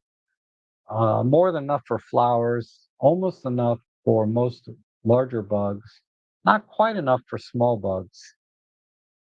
So there'll be environmental shots if they're like ladybugs and things, but it's a great lens. It's a great lens. And Marco says Robin Wong mentioned that the sand color is not a limited edition last stream, so might as well wait until Black Friday and get a deal on it. Maybe, maybe we'll see. But then I would lose the joy of using the camera between now and Black Friday. It's very hard to put a value on time, right? Some things I can wait forever, you know. Uh, the OM5 Mark II in sand color might be one of those things, though. But at the same time, it's kind of not. I kind of like that color. But yeah, I think if you're a more pragmatic person and in the situation that I'm in, financially and camera wise, I have a lot of cameras that'll do, everything the OM5 can do. Why not wait till Black Friday? But I've never been that kind of person when it comes to cameras, camera bodies, and lenses sometimes. And side note, Robin also went to a big rant about Thomas ISO. Didn't realize how bitter Robin was over the AF rebuttal video. I have no idea. I know that they're not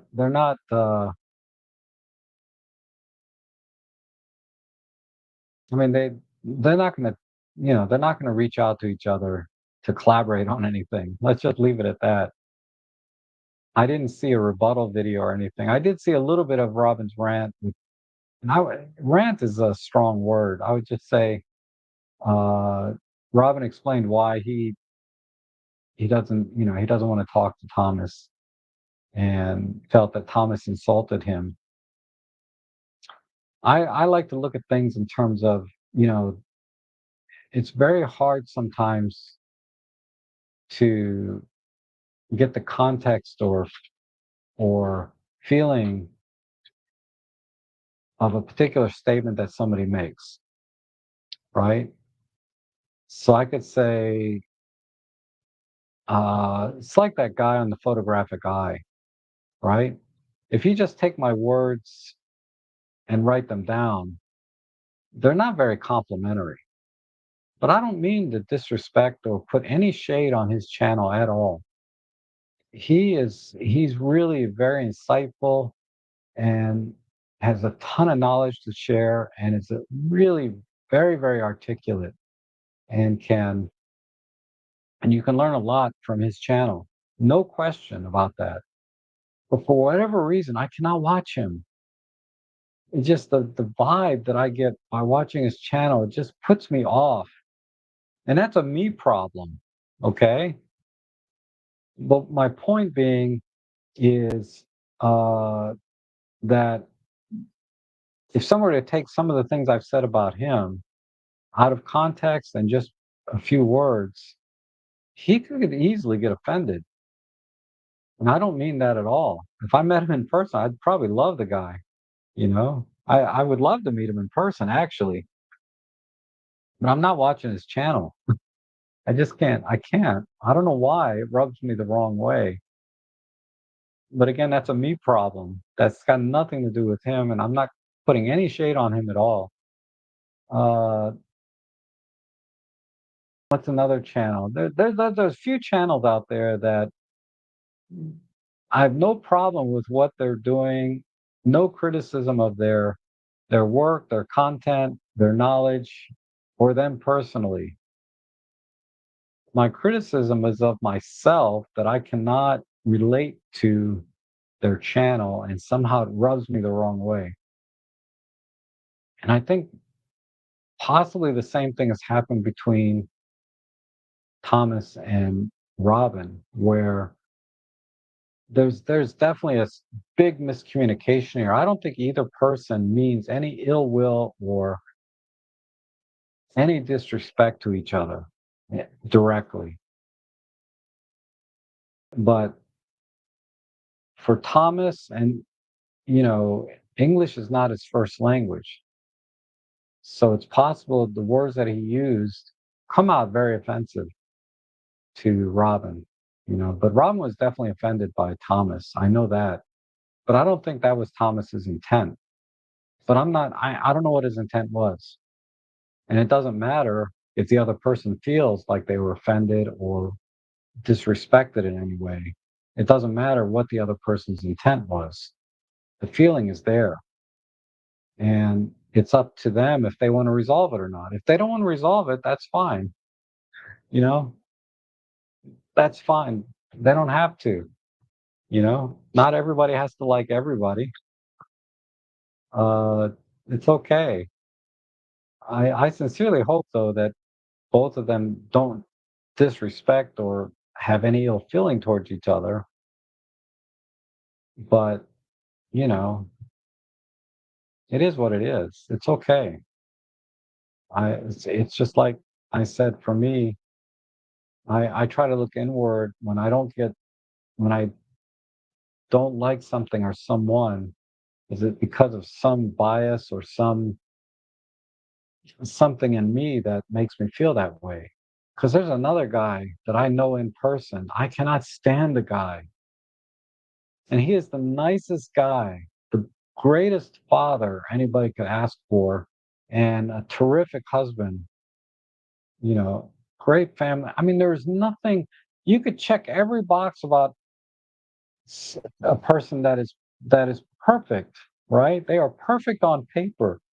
But in person, when I talk to, oh my God, the guy gets on my nerves to no end. And I don't know why. I can't figure it out. And we got into it one day, and I don't blame him at all. But he did something to annoy me to no end, and I started dropping the F bomb and just going nuts on the guy. And it's very unfortunate because it's not his fault. It was all me. I was being the jerk the a-hole. But uh and I still really feel bad about that. I think it was years ago this happened. I still feel really bad about it. But I saw him again years later, and I tried to, and I still cannot get along with the guy. I don't know why. I mean, we can be cordial. I can't get along with the guy. It's hard to believe, right? You guys know me. I'm very laid back, chill kind of person. But there's people that just I can't get along with, regardless. And no new camera for me until OM system brings out a high-res sensor with at least 4 to 6 megapixels extra resolution than the current 20. Yes. Uh, an extra 4 to 6 would be awesome. Even if there's a slight penalty in high, higher, higher ISOs. At base ISO, if they can get base ISO or reasonable up to about 1600 ISO to perform, very similar as their 20 megapixel sensor, that would be a huge win for me. Because I would love to have just a little more resolution in my low ISO shots. You know, the G9 Mark II is tempting in that respect, right? But ultimately, it's a very small. thing for me to go from 20 to 26 megapixels. It wouldn't make much difference in anything I do, but it would be nice to have. And I can see where if that's more of a priority for some people like yourself, uh, it's a deal breaker until they do it, right? They give us more megapixels. It's not a deal breaker for me, but it would be. I can see where it would be for a lot of people. And oh, Robin is in the house. It isn't about being better, it's about being attacked. When I said I did not know how to use the camera, he could have voiced his disagreement without unnecessary. Yeah. So, hey, Robin, how are you? Robin's in the house. Always good to see you. So I hope I didn't say anything to offend you today. I love you, Robin. But uh, yeah, I don't know what the deal is. You obviously feel like you've been insulted or been attacked. And it doesn't matter what his intent was, if he intended to do that or not. If that's how you feel, and he knows it, I'm sure at this point, he needs to reach out to you, right? Just like I would need to reach out to the person that I attacked unnecessarily. And and and whether you accept my apology or whether he accepts my apology or not is irrelevant, because then it's on his the ball is in his court at that point, right? But for me, I would think at this point, since you're the one that feels attacked, Thomas would probably need the one to reach out and explain his position. If he meant to attack, if it was an intentional attack, then that's one thing. He probably won't reach out to you. But, I don't know. I I I know I did reach out to one person I kind of insulted to apologize.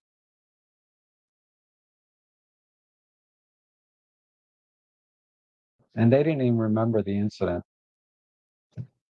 But I was feeling guilty. It happened like 2 years before, and I saw them again, and I said, that time we were back together, I wanted to apologize for my behavior that day. And she was like, I don't even remember what you're talking about. I said, oh, well, anyway, I had to get that off my chest. I didn't mean what I said or how I acted. Okay. If I did mean it, then I would never reach out, right? But everybody's different. Uh,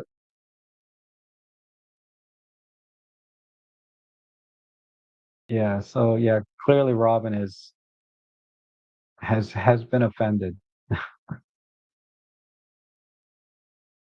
So I'm fine with criticism and disagreements, but we can all be polite and not get personal. Yep.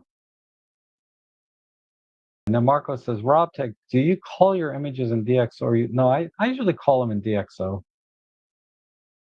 I'll put stars next to them. So you can see like all of these images have stars. So I'll just go through like that, right? I'll just go one, go to the next one, go to the next one. If I see a star, if I want to make it 2 stars, it's just Control 2. So now you see this as 2 stars. If I want to make it a 1 star, I'll make it a 1 star. So I'll call all the images. So like the images I did last night, I've already called them. So if I do filter 1 star, so I have 1 star images, and then I have 2 star images also. So if I select just the 2 star images are the ones that have the foreground illuminated, so that if I want to do any exposure blending, then I'll pick one of these images to blend with the 1 star images. See, like this 1 star image, the foreground is completely black. And then what I'll do is I'll select all the no star images. So right now I have 150 150, I'll go to the 1-star images and I'll go through it one more time.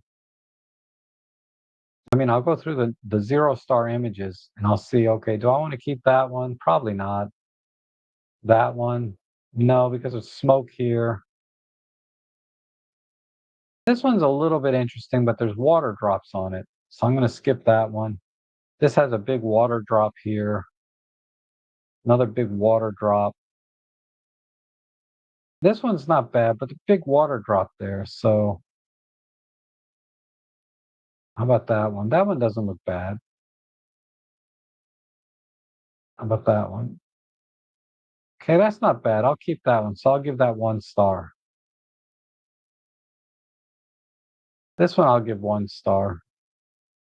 And then eventually I'll get to a point to where this one I'm not going to keep too many water spots.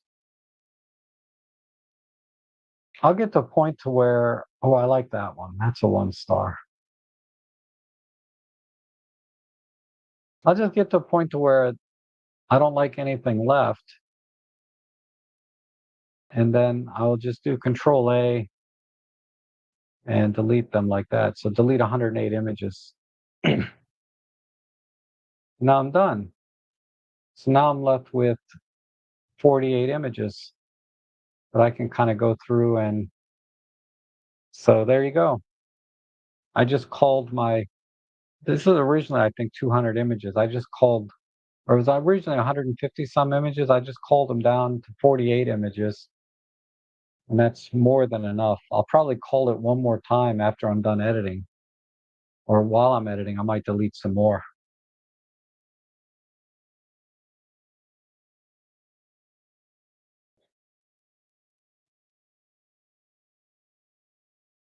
And I find it painfully slow for calling. So it depends on how you're calling your images. Uh, and the number of images, right? It is a little bit slow of bringing up the thumbnails.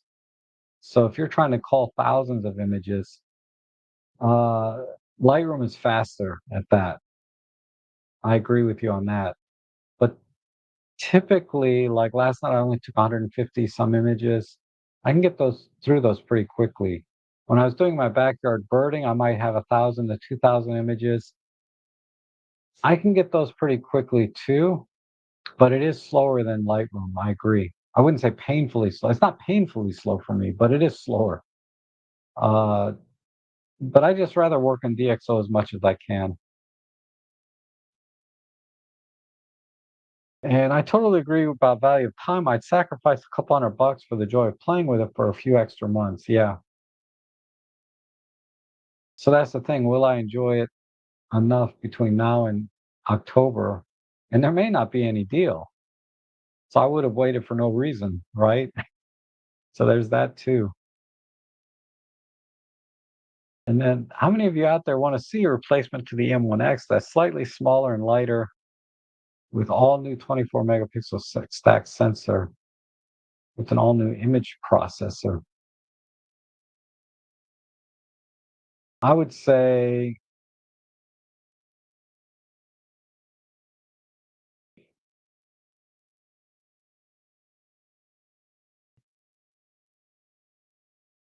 I would say uh that'd be awesome actually, right? But they're not going to do that before, say, the OM1 Mark III. But if they do, let's say they bring out the CM1X with new technology, new sensor, maybe some new ergonomics, because the ergonomics of all the OMD cameras are pretty much the same, just the EM1X added a grip. Uh, that would be interesting because the EM1X introduced the subject detect to the OM1, which eventually came out. So that might be interesting. If I see that, I would be very excited as to what's coming. If it has new stuff in it, that's going to trickle down to a camera that I would actually buy, which is like an OM1 Mark III. So I'd be very excited in the sense that it's great they're coming out with this camera with the new tech, new sensor that I can look forward to that in an OM1 Mark III. I'll probably never buy an EM1X or OM1X, whatever they call it, just because I don't need a double grip camera. I don't want the size and weight of that. But I'd be very excited if it had all this stuff for an OM1 Mark III. I would definitely buy an OM1 Mark III if it had a new sensor and maybe some new tech on top of that.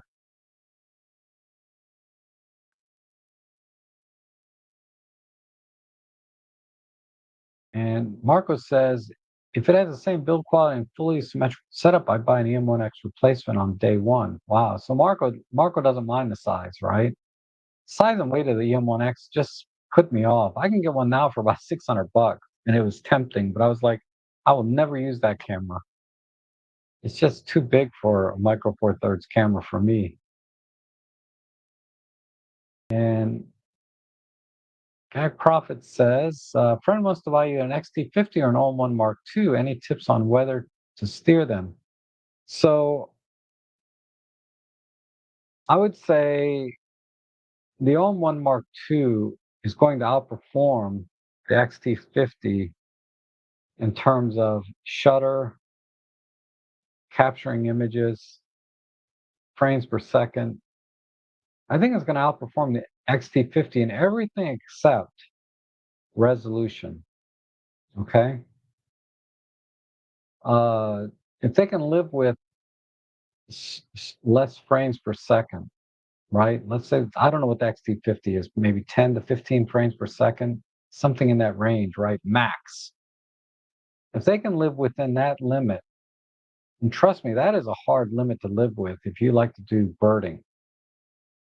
But if they can live within that limit, the XT50 offers excellent resolution with the right lenses. You get their Fuji 200f 2.8, add a teleconverter, or uh, the the Fuji the Fuji 70 to 300, the Fuji there's another one. I'm not quite as familiar with the Fuji glass, but I know the 70 to 300, the 200 f8, the Sigma 56 1.4, all of these lenses are going to offer amazing resolution and detail over the 20 megapixel sensor, right? Color science, will put that aside. I process everything in RAW, so I'm not worried about the color science, but there's certainly a big audience for the Fujifilm simulations and recipes that you can do with Fujifilm.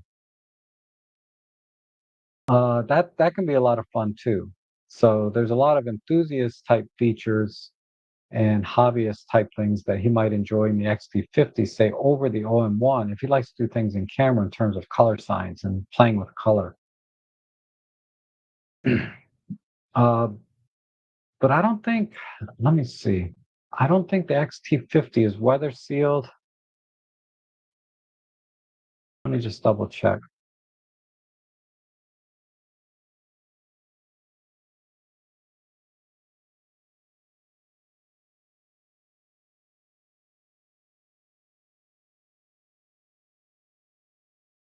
It's not weather sealed.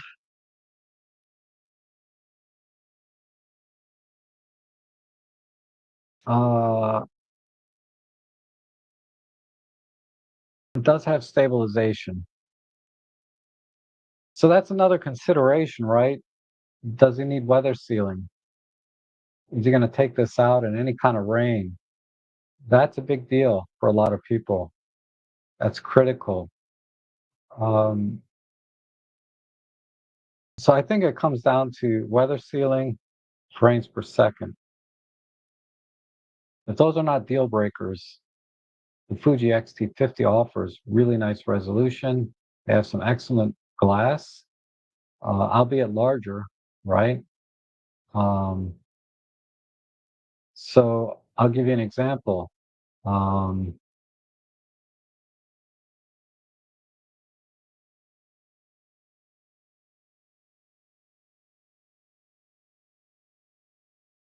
I have the XH2, which has the same sensor as the XT50, right? The 40 megapixel APS-C.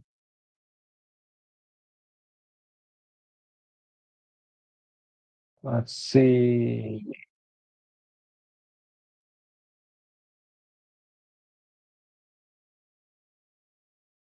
This is one of my favorite pictures I took with my XH2. What lens did I use? The 33 1.4. I just love this picture. And the detail rendered out of this is very, very hard to tell when you're looking at it like this. But if you like to pixel peep and zoom in, or if you want to crop, right? If I wanted to crop in, just do a headshot of her, I'm getting very, very fine detail here that I'm not going to get on the OM1. Let me see. That's not the exact example I wanted to share. Maybe it's in here. Okay, here's a good comparison. Here's the OM1 with the 45 1.8 and the XH2 with the 56 1.4. When you look at the regular frame of the image, they look virtually identical. So let me give you a link to this. Uh, Let me give you a link to this album.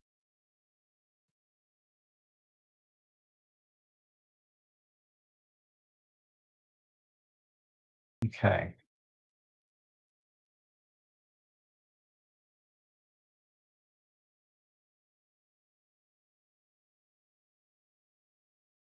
All right. Because this is a here's another example. I have a few of these. A7R5 versus XH2 versus OM1. Native resolution. We're not doing high res shot or anything. Certainly the depth of field is different, but when you pixel peep, and these are like, I don't know, 400% crops or whatever, initially they don't look that much different in terms of fine detail. But when you really look closely, you can see the hairs under her eye going from the OM1 to the XH2 to the Sony. These little hairs under her eyes, the fine detail of that hair gets better and better and better as you up the resolution.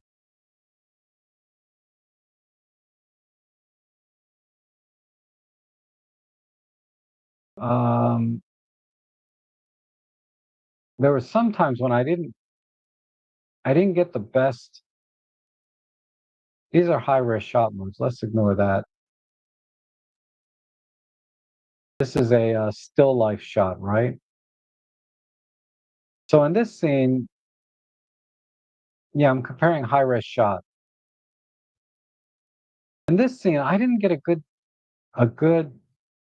The XH2 actually underperformed in this particular test. But granted, I'm not doing hundreds of tests on these are like one-offs, right? They're not. I may get different results if I continue to do these. Okay, these are native resolution tests. So when you're talking about native resolution, here's the OM1. This gives you an idea of what I'm cropped into over here.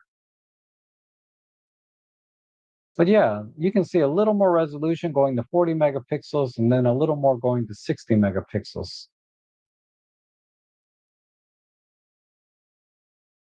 So this is where the XT50 is going to perform exactly the same as my XH2, where if you're doing still life photography, art reproduction, uh, and where you need this very, very fine detail, and you don't care about frames per second, you don't care about weather sealing, XT50 might be the better choice.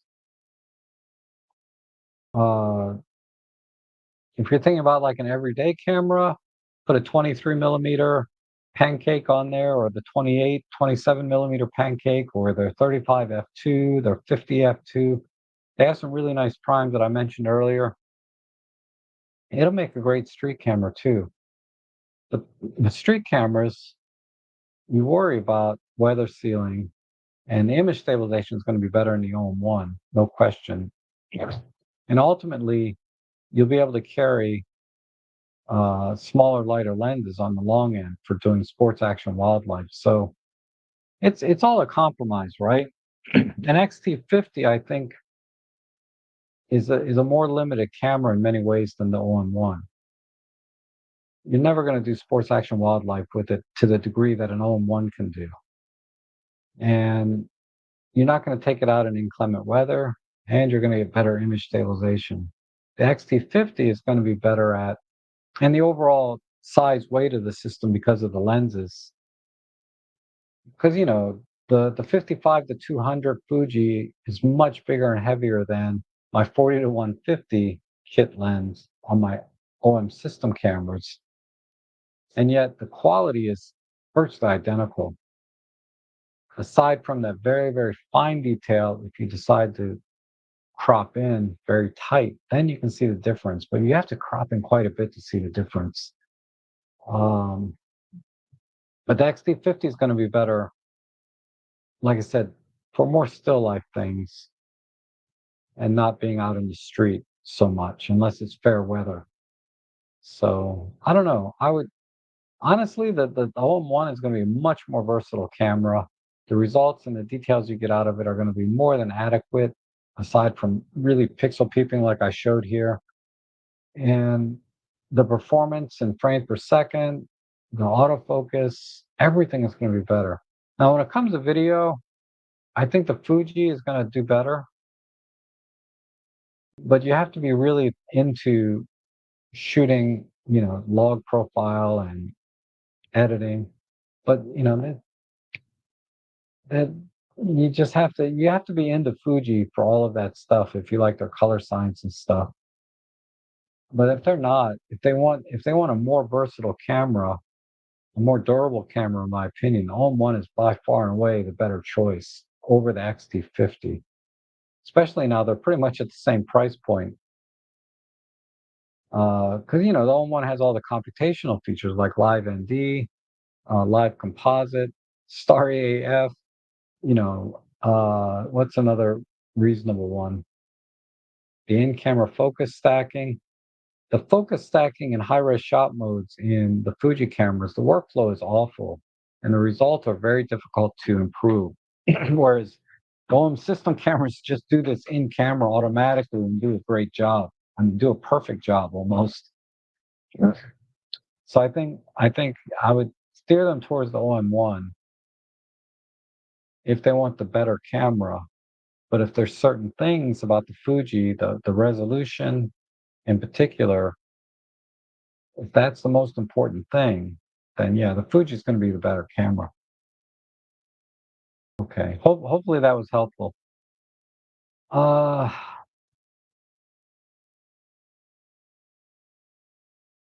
so mainly travel shooting in low light. So for low light, don't worry about that. They're going to be pretty much the same between the two cameras because the pixel pitch is virtually identical. In low light, that's where the noise comes into play. So the OM1 is going to perform just as well as the Fuji 40 megapixel sensor in low light. Uh, and for travel, yeah, the weather sealing might be a big deal, and the lenses are a big deal because you can put uh, the 12 to 45 on an OM1, and it's like bread and butter, or the 12 to 40 f2.8, it's bread and butter. They balance perfectly. The XT50 would say the 18 to 55. That's a that's a weird setup. That's a little bit unbalanced. The lens weighs as much as the camera, you know. Uh, so I'm exaggerating a little, but just to make my point, the larger lenses of the Fuji system do not balance well with that XT50. The OM1, all the lenses are perfectly fine because it has a very substantial grip to help with that.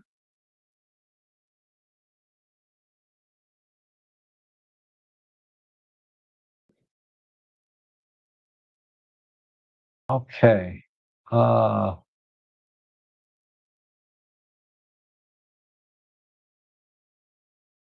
Robin says, no worries. And you know, we all love you here. We can all focus on more positive stuff and move on. A reminder to self, too. Yes. Always look for the silver lining, right? Every day above ground is a good day. That's the way I look at it. Today I'm above ground. I'm hanging out with you guys, chatting. It's a good day, right? I mean, we can all be doing making the best of every day. Eat healthy, live long and prosper, all that good stuff. Exercise. I got to exercise some more. And Robin said, not sure if you heard me say this in my live stream. I referred to in on the audience to your live view boost video. That was, oh yeah, I did see that. I realized I never made anything about live view boost. Yeah. You don't need to now because now we have night vision, right? We have night vision, which is sort of a hybrid of live view boost 1 and 2. Because I think it better handles the refresh rate of the sensor or the EVF. Well, the sensor's related, directly related to what you see in the EVF. So it better regulates the refresh rate. So I think it's a good combination between live view boost on 1 and on 2, and they combined it into one thing, which makes more sense. Just call it night vision. But getting rid of the simulated optical viewfinder, I think was a mistake on the OM5 Mark II. Maybe they can bring it back in a firmware update. But the simulated optical viewfinder, the refresh rate is still pretty fast. And it's not going to slow down when you get in low light. So when you're trying to compose shots for macro, where a lot of times the light, it gets dark sometimes, but you can still see the subject. You don't want the camera to go to a slow refresh rate and start getting all motion blurry, right? You can maintain that decent refresh rate and still see your subject in simulated optical viewfinder. So I hope they can bring that back in because the OM1s, they have both night vision and simulated optical viewfinder. And it's there for a good reason. A very practical reason is that the simulated optical viewfinder, the refresh rate doesn't change. Whereas in night vision, it does regulate that refresh rate better than separating them like Live View Boost used to do. But still, when the light starts to get low, it's going to slow the refresh rate down, and then it gets blurry. And that's where simulated optical viewfinder is still probably good for 80% of the time to use that instead of night vision, because you can still see just enough to compose your image and not get that blurry effect, right? So that's why I mentioned it in your live stream last week. That the OM5 lost the simulated optical viewfinder, the OM5 Mark II, and that was a mistake. The OM5, they did trim out a few things that I think we can all disagree with, but they kept the price point, which I think we can all agree on, right? So they kept the price point, but then uh, they cut out of things. I think a lot of legacy Olympus camera users are going to miss. A lot of us are going to miss the FLM3. A lot of us are going to miss the ability to use a grip from Olympus directly, right? Not third party stuff. I'm happy with I like the third party stuff better, but I can tell you the original OEM grip is really nice. Uh, really, really nice. So some of us are going to miss that, and some of us are going to miss the little things. There could be a very strong case for 10 frame per second mechanical shutter. I can't make it because of the photography that I do. I can't make that case. Okay. But somebody can probably make a very strong case for losing 10 frames per second is a big deal. Uh, I don't know. Everybody's photography is different. For me, it's not a big deal. Losing the grip, not a big deal. FLM3, not a big deal. Adding USB-C, not a big deal for me. Uh, but the better autofocus and the menu system, meaning the custom menus and the My menu, that's a big deal coming from the EM1 Mark III. I'm sorry, the EM5 Mark III. That's a big deal for me, which I talked about earlier.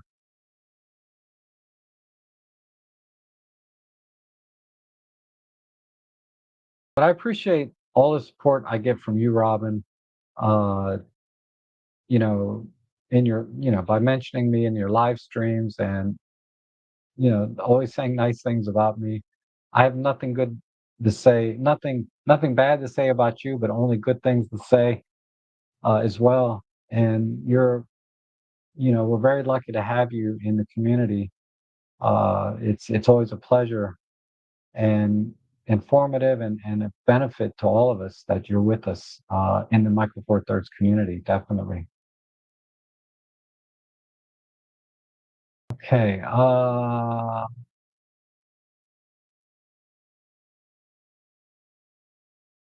Mark says, I'd get the OM1 Mark II if they need high performance camera. Fuji AF, even after the latest fix, still isn't competitive. If all they shoot is fair weather portraits or landscapes, go Fuji. So Mark summed it up in one sentence, what took me probably a half an hour. But thank you, Mark. Any kind of still life, portraits are basically still life, right? Because you're just standing there, posing. Whatever. Uh, and great pics of your girl. Oh, thank you, thank you. I love my girl dog. Fuji Video AF is horrible. The better video AF on the OM1 trumped the additional modes on the Fuji. Better video specs mean nothing if focus is trash. Yes, I agree. If you rely on autofocus in video, which many of us do as enthusiasts, right? I think, obviously professionals will never rely on autofocus and they'll rack focus themselves. Meaning most, filmmakers, high-end professionals, they're not going out there with an autofocus camera when they're making movies and things like that. But most of us as enthusiasts and even professional work in terms of like doing weddings and events, we rely on autofocus, right? Uh, so I don't mean to say that professionals don't rely on autofocus because we certainly do for lots of stuff. And yeah, Fuji would be a little risky in video autofocus, but then uh, like I was saying, filmmakers, hardcore high-end people, they're not going to use a Fuji camera, number one, not because of the autofocus, but they're going to be using high-end cameras and they're going to be manual focus. No serious filmmaker, creator, well, let's just say filmmaker, is going to use autofocus. Roger said, I need a lesson on how to catalog and sort my shots. I have everything by date shot, plus I need to tag photos to help find them. Help. Okay. It's not something I can do here in a live stream, but I basically do it by day. And then uh, I might categorize things a little bit. So I'll give you an example. Here's my second quarter shots, right? But I grouped all my backyard bird shots because I'm going to be doing a lot of that. I also group all of my shots that I do of Ellie into one folder as a subset of my second quarter. Probably virtually impossible to see this on a stream because the print's so small. But I do it by day and I label them. And then another thing you can do is use this projects and set up projects. So it doesn't matter where it is on your hard drive. You can set up your own folder structure system using projects. Uh, I don't rely on keywords very much. The only time I like to use keywords is for more limited type things like high res shot mode. I'll put a keyword in high res shot, or in-camera focus stacking, I might add a keyword, focus stack. I'll use keywords for certain things, but I usually put keywords into everything.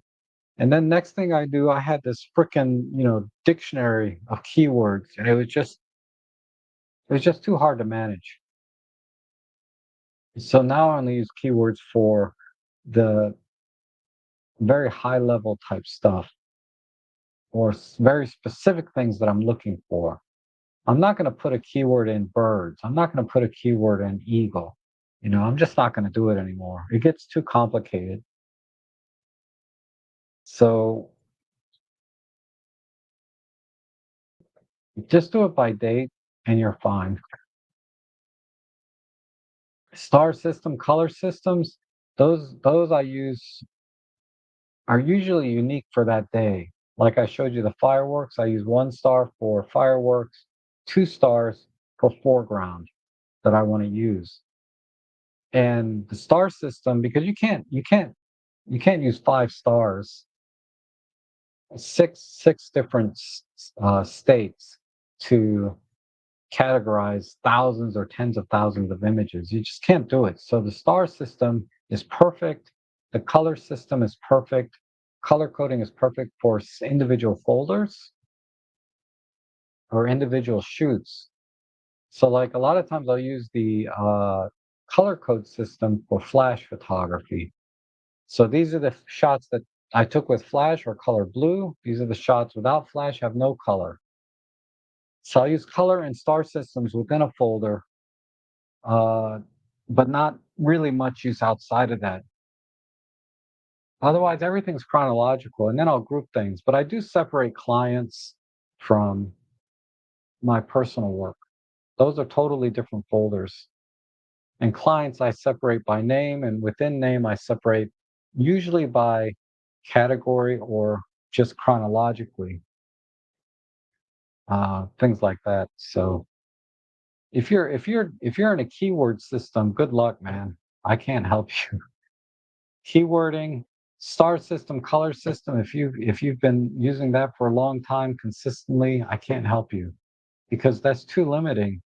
5 states of colors, 5 or 6 states of you know stars is not going to cut it when it comes to managing tens of thousands of images. Keywords are not going to cut it for managing tens of thousands of images. Uh, you can use keywords for very specific things, like I outlined. But another example would be like, let's say you like to take pictures of birds. You might want to use keywords for specific breeds of birds. So if all you take are pictures of eagles, maybe there's 10 different kinds of eagles, and you'll use a separate keyword for each one of those that you want to categorize. I would argue using a projects folder would be better, but keywording is, yeah, it can be a nightmare. And Lauren says, "Hi, Rob. Oh, you went with the OM5. Awesome. I have the EM10 Mark II, so I realize the setup of camera takes a bit longer with that menu. Once done, I do not revisit the menus. I will take the $300 difference for the win." Awesome. So Lauren was asking me between the OM5 and uh, well, he was only asking about the OM5. He didn't care about the OM5 Mark II so much. So I'm glad. Congrats, man. You got a great deal. Cause did you get it with the kit lens? Cause there was a little special where you could get the kit lens together with the OM5 for $8.99. That was a deal over at B&H, and I think Sammy's had it too. Uh, and Eric says, was a complete camera noob when I got the Leica. I'm used to finding RAW setting on my other cameras, so I was going nuts when I could only find DNG and JPEG styles. Yeah, well, DNG is just as good. And oh, thank you, Lauren. I really appreciate that. Uh, per character exaggerated stretching his arm forward. Oh, I see. There's an I love these descriptions that you get this metadata behind the icons. But thank you so much, Lauren. I really appreciate that. And Lauren is a terrific photographer, street photographer, and He has a great Instagram channel under the same name, so you can look him up there. So it's not like he hasn't tried a lot of different cameras. He has a lot of different street cameras, including like I think you have a Canon with the 28 and the 50 millimeter or something. So you're trying all different kinds of cameras, and you still come back to or consider keeping Olympus and OM systems as part of your collection, right? To use and enjoy in your work. It says a lot. It says a lot, I think. Oh, you didn't get the kit lens. Oh well. Yeah, that was that's okay. You didn't need it, obviously, but you were thinking about maybe putting that lens on another camera and selling it as a kit to someone else, right? But ultimately, he didn't miss out. Uh, the OM5 is terrific camera, and the camera still charges through the micro USB port, so you can charge on the go. It's not really any better with USB-C, other than if you want to do long exposure or time lapse type stuff. Then USB-C is nice. Although you can get away with a dummy battery, it's pretty much the same thing. There's workarounds, but okay, gang. I think I'm gonna call it here, unless you guys want to keep going. But uh, let me just take a break here for a minute, and I will come back and see where everybody's at. If you have any questions or want to talk about anything, leave them in the chat section during the break. And because there's no ads, right? So I rely completely on super chats and memberships and direct donations. So I'm not worried about the little breaks and everything now. So you guys, I will be back in just a minute.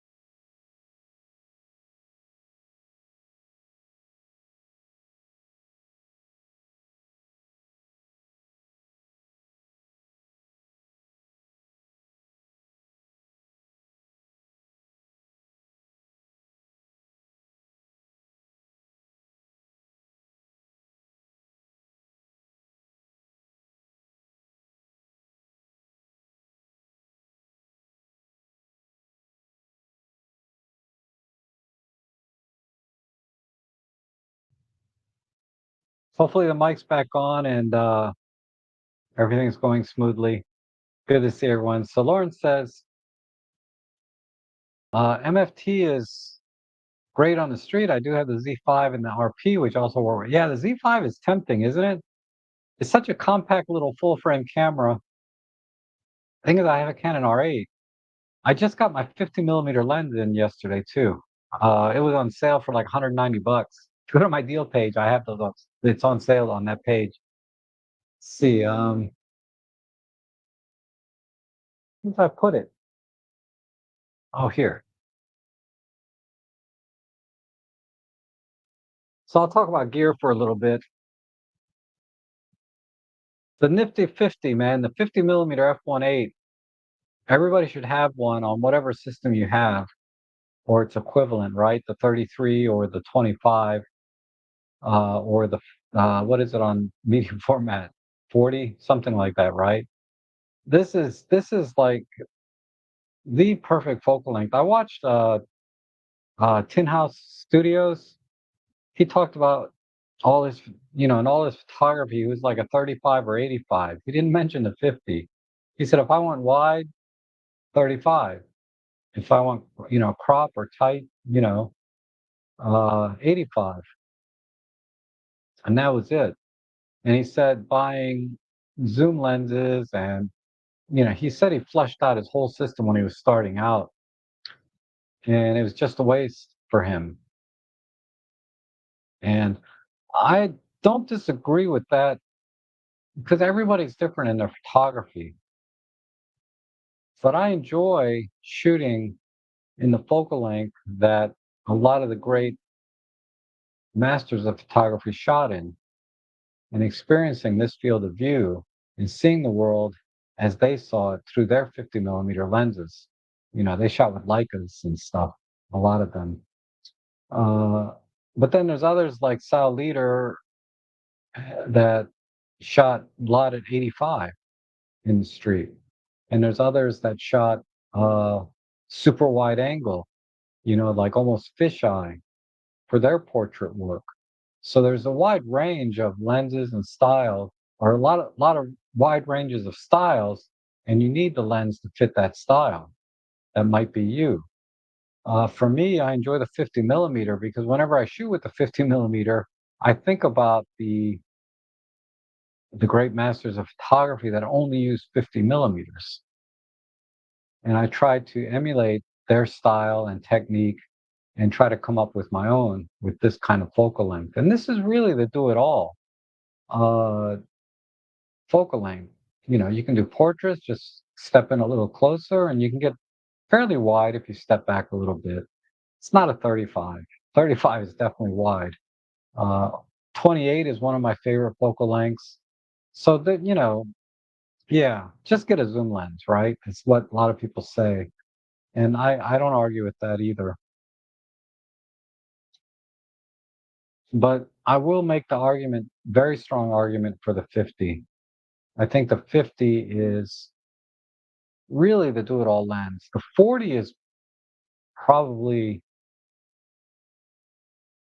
is becoming a very popular focal length. If you prefer to be a little bit wider than tighter and can do almost everything the 50 can do, but the 50 is going to be better at portraits and give you that tighter field of view and give you that field of view, like I said, that a lot of the masters of photography use. And if you enjoy photography, you will not ever, ever regret getting a 50 millimeter lens.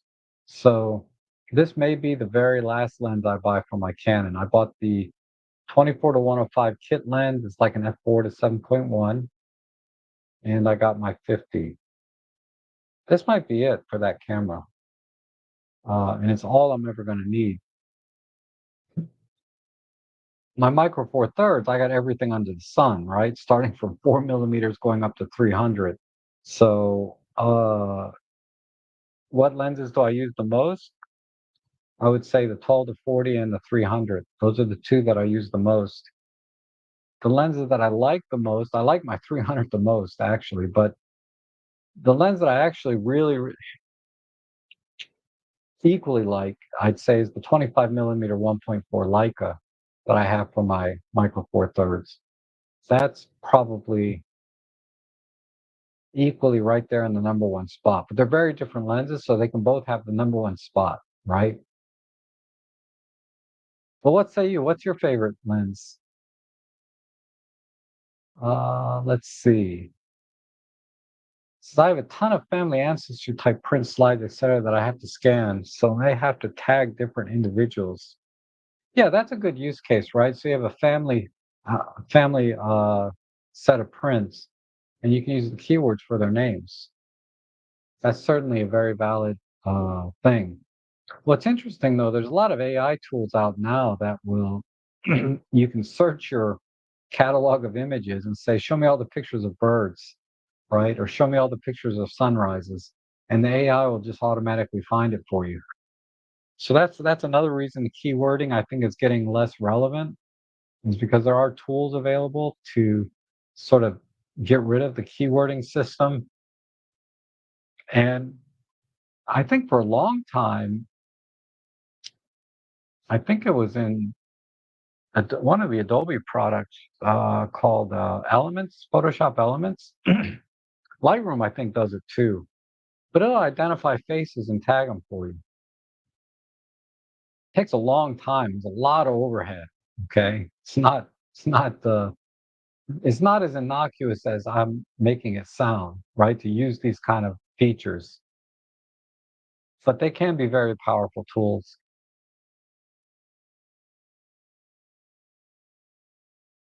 And Lauren says the Leica Lumix 15 and 14, along with the 30 and Olympus 25, are so cool for street. I only took the Ollie 45 out the other day and it was fun, but being so tight, well, yeah. But that's a Sal Leader type focal length, right? So maybe look at some of his work of Sal Leader, and if you like some of the compositions that he's putting together, you might want to consider the 45.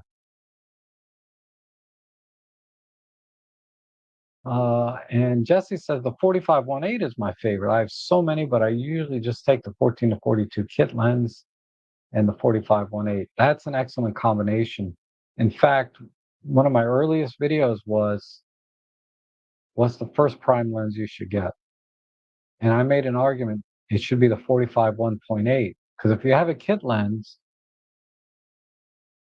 the 25 and the 45 are kind of covered in that, but which one is going to expand your photography more? Well, at 25 millimeters, you're like at what, f4 on a kit lens, and you're at f1.8 on the prime. That's 2 stops difference. That's pretty significant, actually. But well, actually, you're at like f4.5 or anyway. My point was is that the 45-1.8 is more than 2 stops faster than the kit lens ever will be. And that's a huge difference. And that's where you'll get a really nice shallow depth of field, is with a 45-1.8. Because the 25-1.8, the depth of field is not super shallow. So if you like that background separation, you're not going to get that much more with a 25 than you will with a kit lens, unless you go to the 1.4. But yeah, I think the 45 is a great lens, and in that video I argued that should be your first prime, is the 45 if you want to expand your photography. But eventually, I think everyone should have a 50.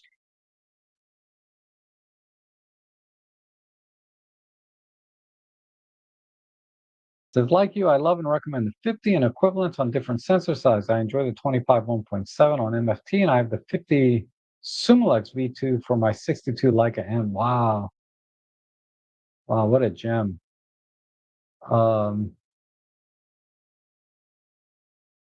That's what I mean. You can get the 50 Sumilex. Uh, they're still a fortune, relatively speaking, for what they are. But there's a certain magic to using a Leica lenses with Leica cameras. It says, my favorite lenses are the 300 f4 Pro, the 40 to 150 2.8, and the Leica 25. Yep. I don't have the 40 to 150 2.8. I'm content with my kit lens version, but definitely the 300 f4 and the 25 1.4 are like you. These are equal but different.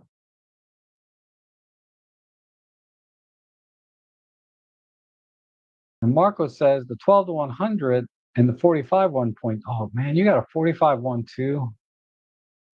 That's nice. Yeah, everybody says the 12 to 100 has a really nice rendering too. I just can't get it. I don't know why. It's because it's really expensive. And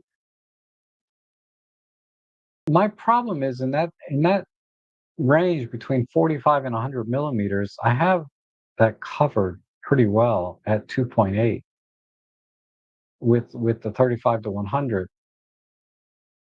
So I can't justify an all-in-one 12 to 100 because I have 2.8s that cover that range. And I don't mind swapping. But yeah, had I not get, if I had to do it over again, I don't know. I can't get over a 2.8 is very, very useful for low light. It's really useful. Depends on you, because when I do event photography, a lot of times it's low light. So the lower the aperture, the wider the aperture, the better. And Lauren says, when tagging family members for your scan, do avoid the tag. Fat. They won't. Oh, Lauren is a joker, man. He always cracks me up. Lauren says, Henry Cartier-Bresson and Robert Frank used the 50 millimeter lens for street. I do have the 40 f2 Nikon, which is just great. Yeah, that's what I mean. Like if you look at their work and what they did with 50 millimeters, you can take a certain extra joy out of shooting at 50 millimeters and think about their photography while you're shooting, and hopefully it'll help inspire your photography. Uh, so yeah, I'm very excited. This is the 50. Here's my 25 1.4. I have a polarizer and a hood on it. These are roughly the same size. Just one is a little bit doesn't have quite the same diameter because of the full frame versus micro four thirds. But these are great lenses, and 190 bucks, brand new, warranty, everything. You know what I mean? You can't beat that. I just couldn't resist. I didn't want to pay the 250. I think it's going to $300. This lens is going to be $300 soon. I think because of tariffs. I said now is the time to get it if I'm going to get it. So I got it.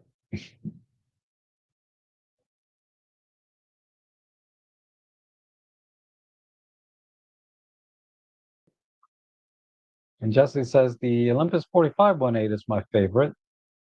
I have so many, but I usually just take the. Oh, okay, yep. We read that one. And the 45 1.8 is sharp. It seems to focus a little slower than the best, but the rest is amazing. Low price when on sale. The new OM45 is a sealed lens starter kit. 12 to 32 penny is good. Yes, I love the 12 to 32 Panasonic. This little baby lens here. I have it extended because I need to dry it out. It got wet. Uh, because this is what I used in the rain. I covered it with a microfiber cloth while I was shooting, so the water wouldn't egress directly into the lens, but because it's not weather sealed.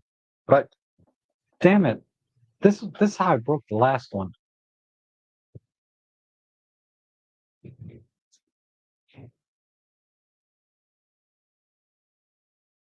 It's a pretty durable lens actually,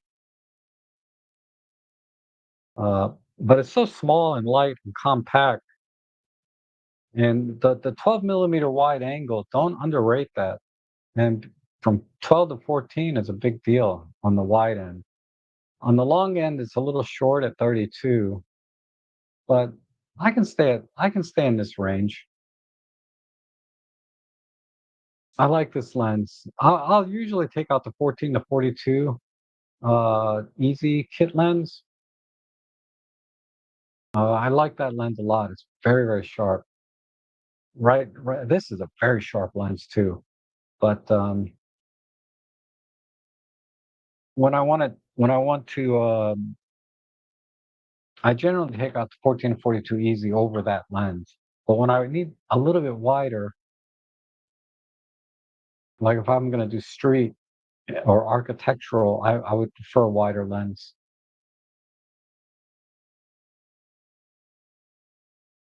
And the 41-52.8 is one of the best lenses that work fantastic on OM or the Panasonic G9 II.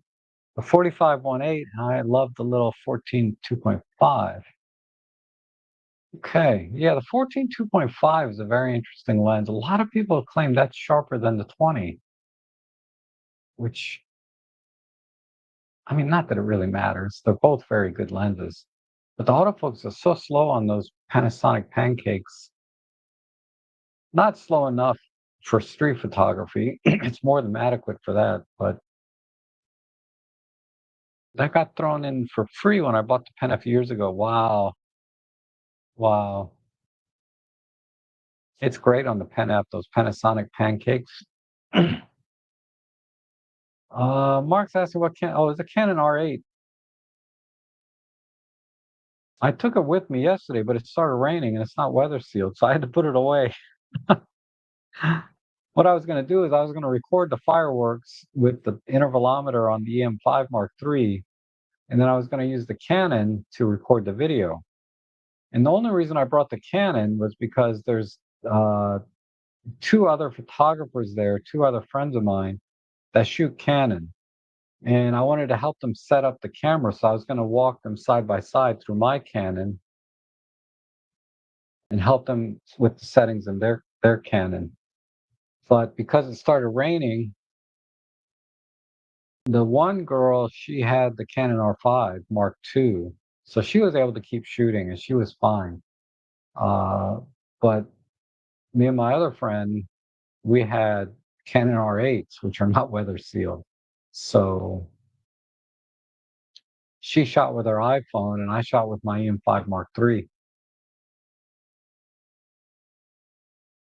The RF50 is sharp enough at the center and okay at the edge, but many modern photos are overly sharp anyway. Faster glass, I like the L glass, it's larger and heavier. Just go low price lenses or mid price. Yep, I agree. I mean, if I need clinical sharpness, I will use the sharpest lens I can for my paid architectural type work. But for everything else, I don't care. I'm with you on that.